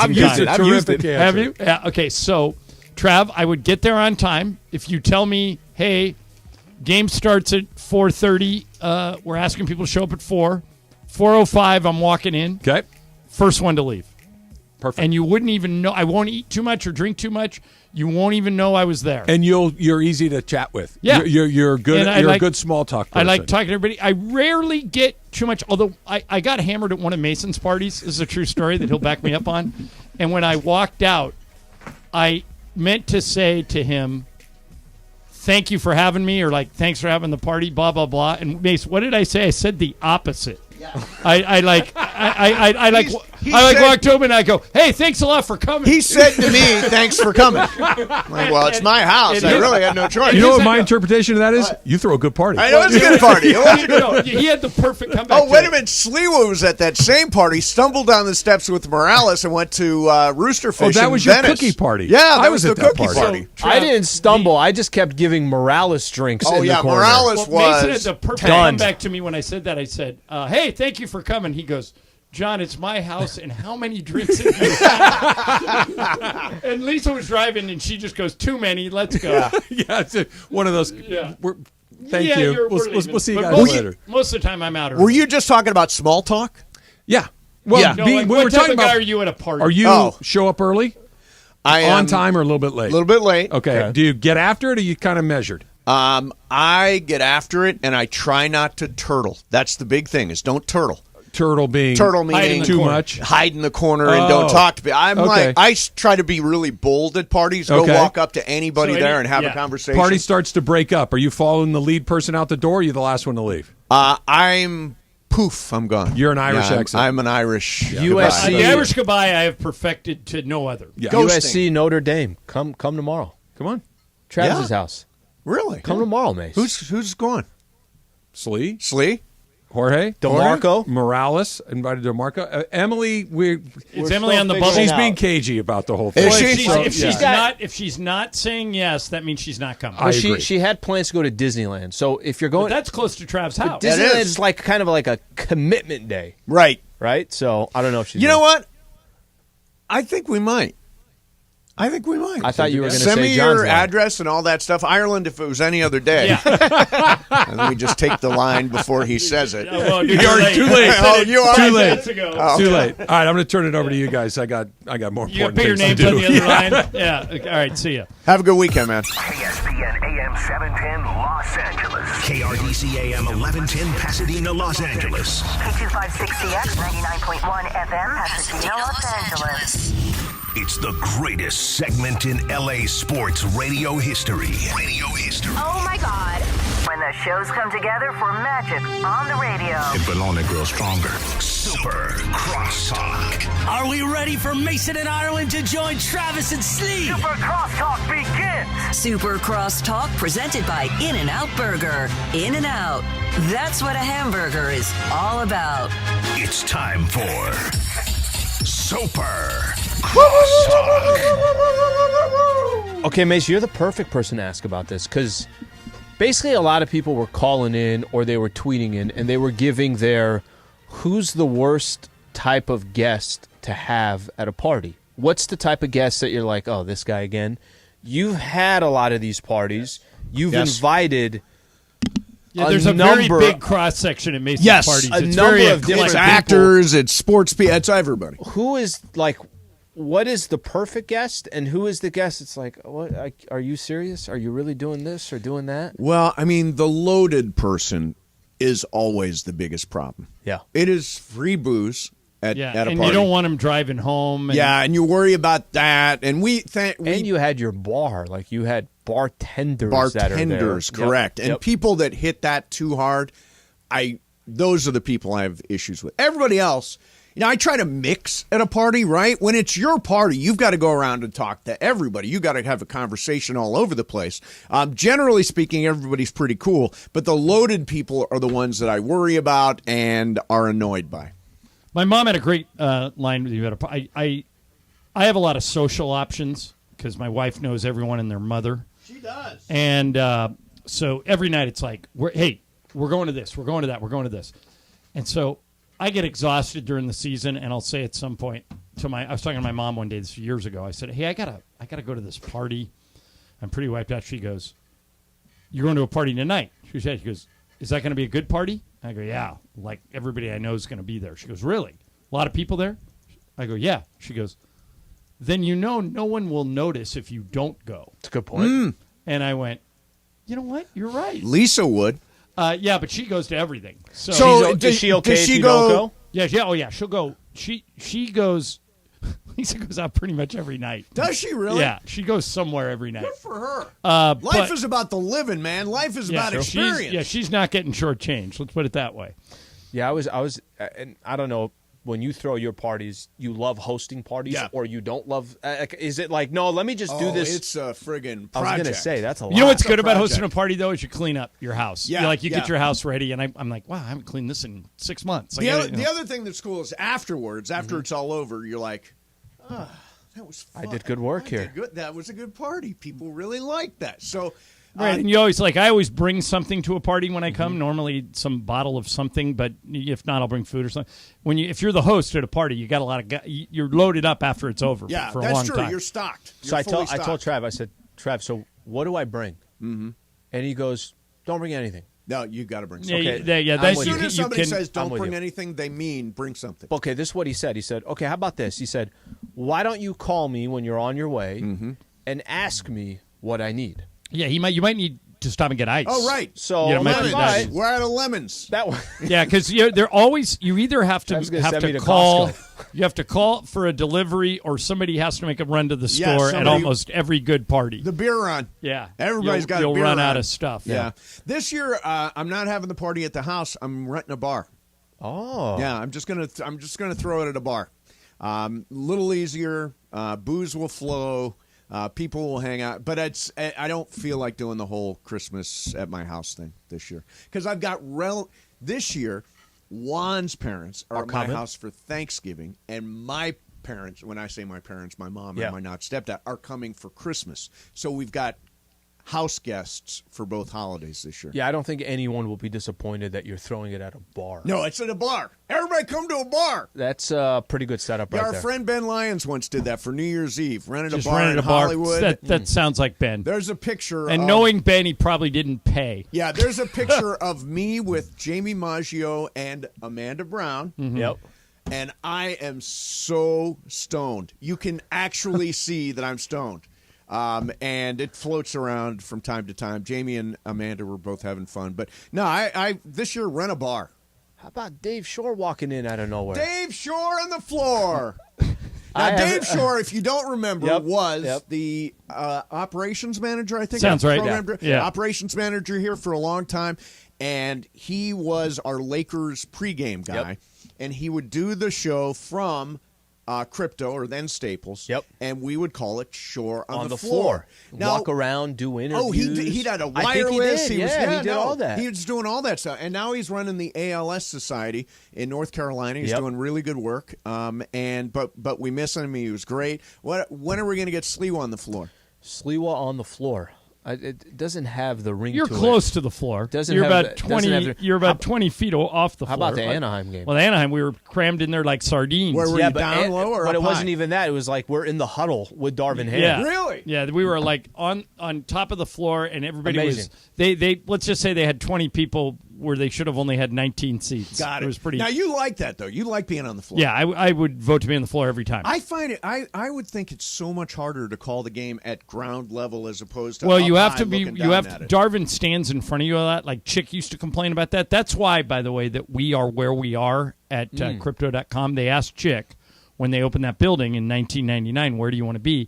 He said, I want to be up off the floor because if you put us courtside, the coach and the referees block us and we can't call the game. Got it. Stu feels the same way. Michael and I are willing to put up with that because we like to hear what they're saying. Yeah. You can hear, what their conversations with referees, and you can hear things going on in the huddle. Right. But believe it or not, so there's 30 teams in the NBA, and there are 29 arenas because 2 play here. Right. Of all the arenas we go to, I think we're only on the floor 6 places now. Yeah, That's it. Michael All the other says ones were that up off it used the to floor. be different or Yeah, whatever. my first year in the league, we were down low more than we were up high, and now it's reversed. Even TV, it's reversed now. Like TV is up high everywhere. Do you almost. call anything off a monitor? Yeah, if the ref or the coach is standing in front of you and won't move, then that's your only choice. See, if I was doing, I would be tempted to look at the monitor because you have such a good view on the monitor. Yeah, The and replays of this. Yeah. Oh yeah, the replays. I know you guys are looking at the replay. For a long right? time, Michael and I were lockstep that, hey, if we're given a choice, we'd like to be on the floor. Right. And now Michael has changed his mind because he doesn't. They're cramming so many people into, like that thing the other night in Anaheim. Yep. If you ask Michael now, and Michael will be in today, if you ask him, he will say, I like the floor, but not if they're going to like take all my leg room and squeeze me in like a sardine. I want an I'd aisle rather, and potato chips. Right. He'd rather have the space than plus the than the potato floor. chips. And a recliner. Get the man up. Yeah. Get the man so a recliner. that's all part of it. I was relieved last night. I guess everybody in the world got a lot of Taylor Swift last night. Was she all over the football game? Yeah, Al Michaels said that they were going to show her in moderation, but they showed her a lot. Yeah. So I got, I won't say dragged, but I got strongly encouraged to go see the Taylor Swift Eras Tour movie last night. So I did. I was happy I was in one of those recliners. Because I could, I nodded off during the 10-minute song about Jake Gyllenhaal and the sweater, all that stuff. But it was fine. Was it well attended? It was well. It was a full theater. People were clapping. Yeah. After Now, every see, song. she has encouraged people to treat it like a concert. Like Yes. she wants people to sing along and dance. Was anyone doing that? There was nobody dancing, but there was definitely singing and there was definitely clapping at the end of each song. Okay, so I read this, and Mace, this is a good question for you, that after she did that, after she encouraged people, hey, I want you to treat this like you're going to a concert. I know a lot of you people couldn't get tickets to a concert, Right. couldn't afford a concert. So when you go to the movies, go with your friends, sing along, dance in the aisles, do whatever you want. And a bunch of movie theater employees came out and said, we wish you wouldn't have done that because it makes it impossible for us to control the experience.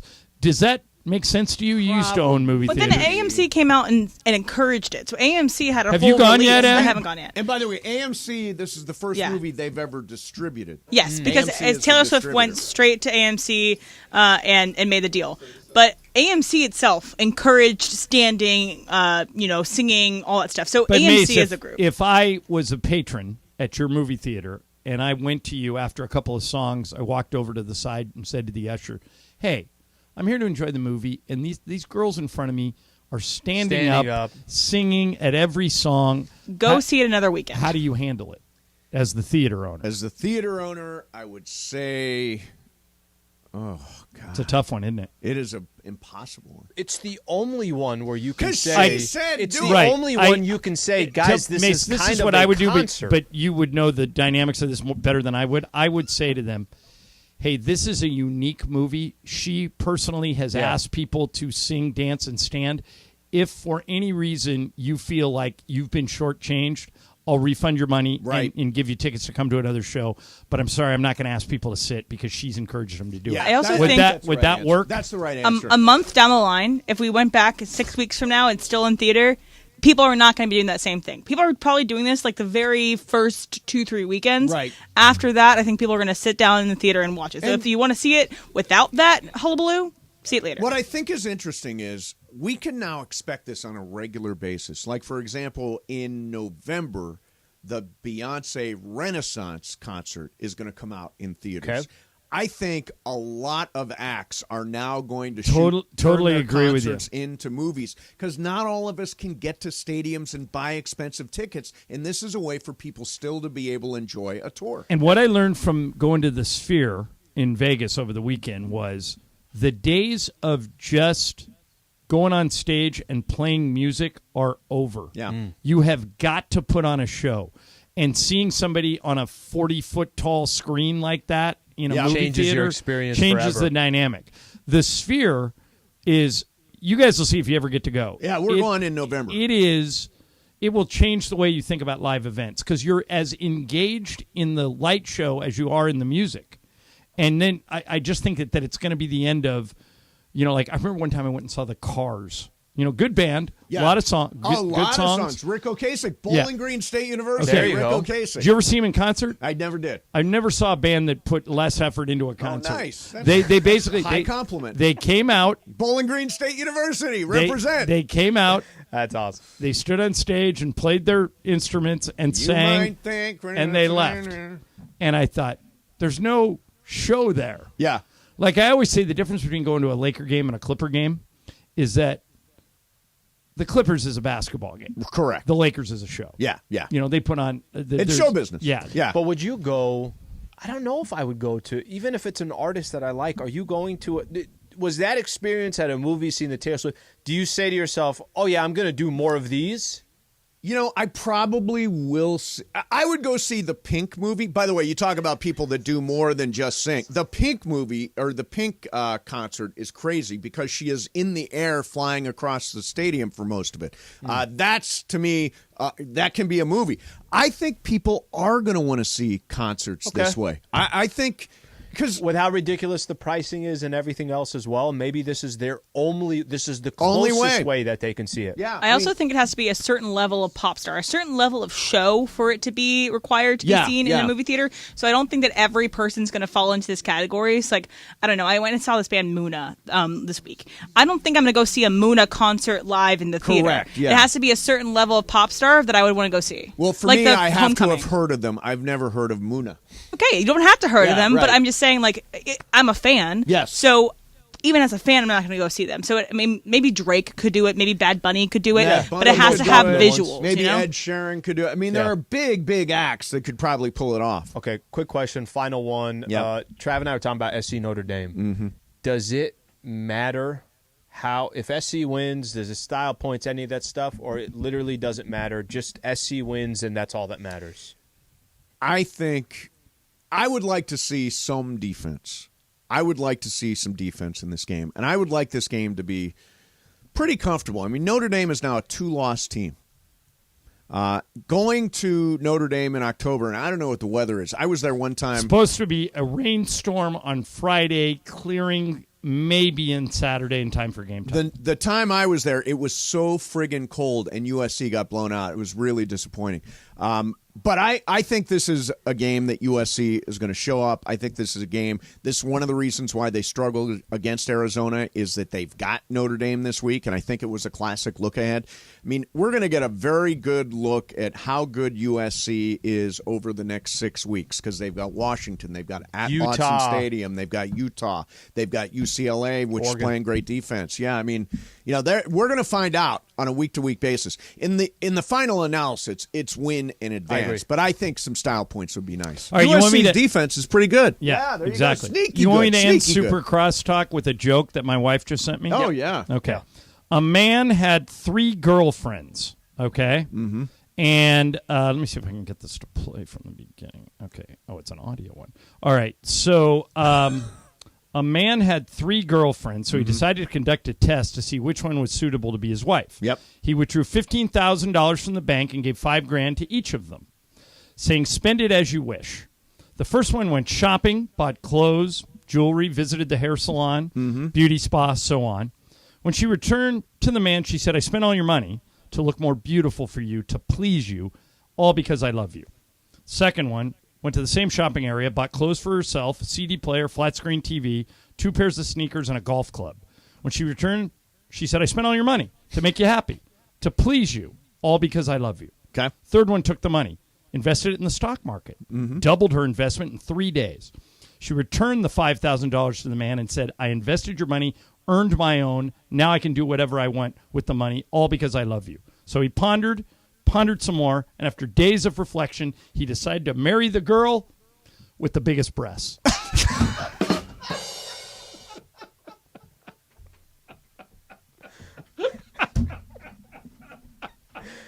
That is how you close out Crosstalk. Super Crosstalk is brought to you by In-N-Out Burger. In-N-Out Burger, that's what hamburger is all about. Mason and Ireland coming up next. Ireland with some more jokes.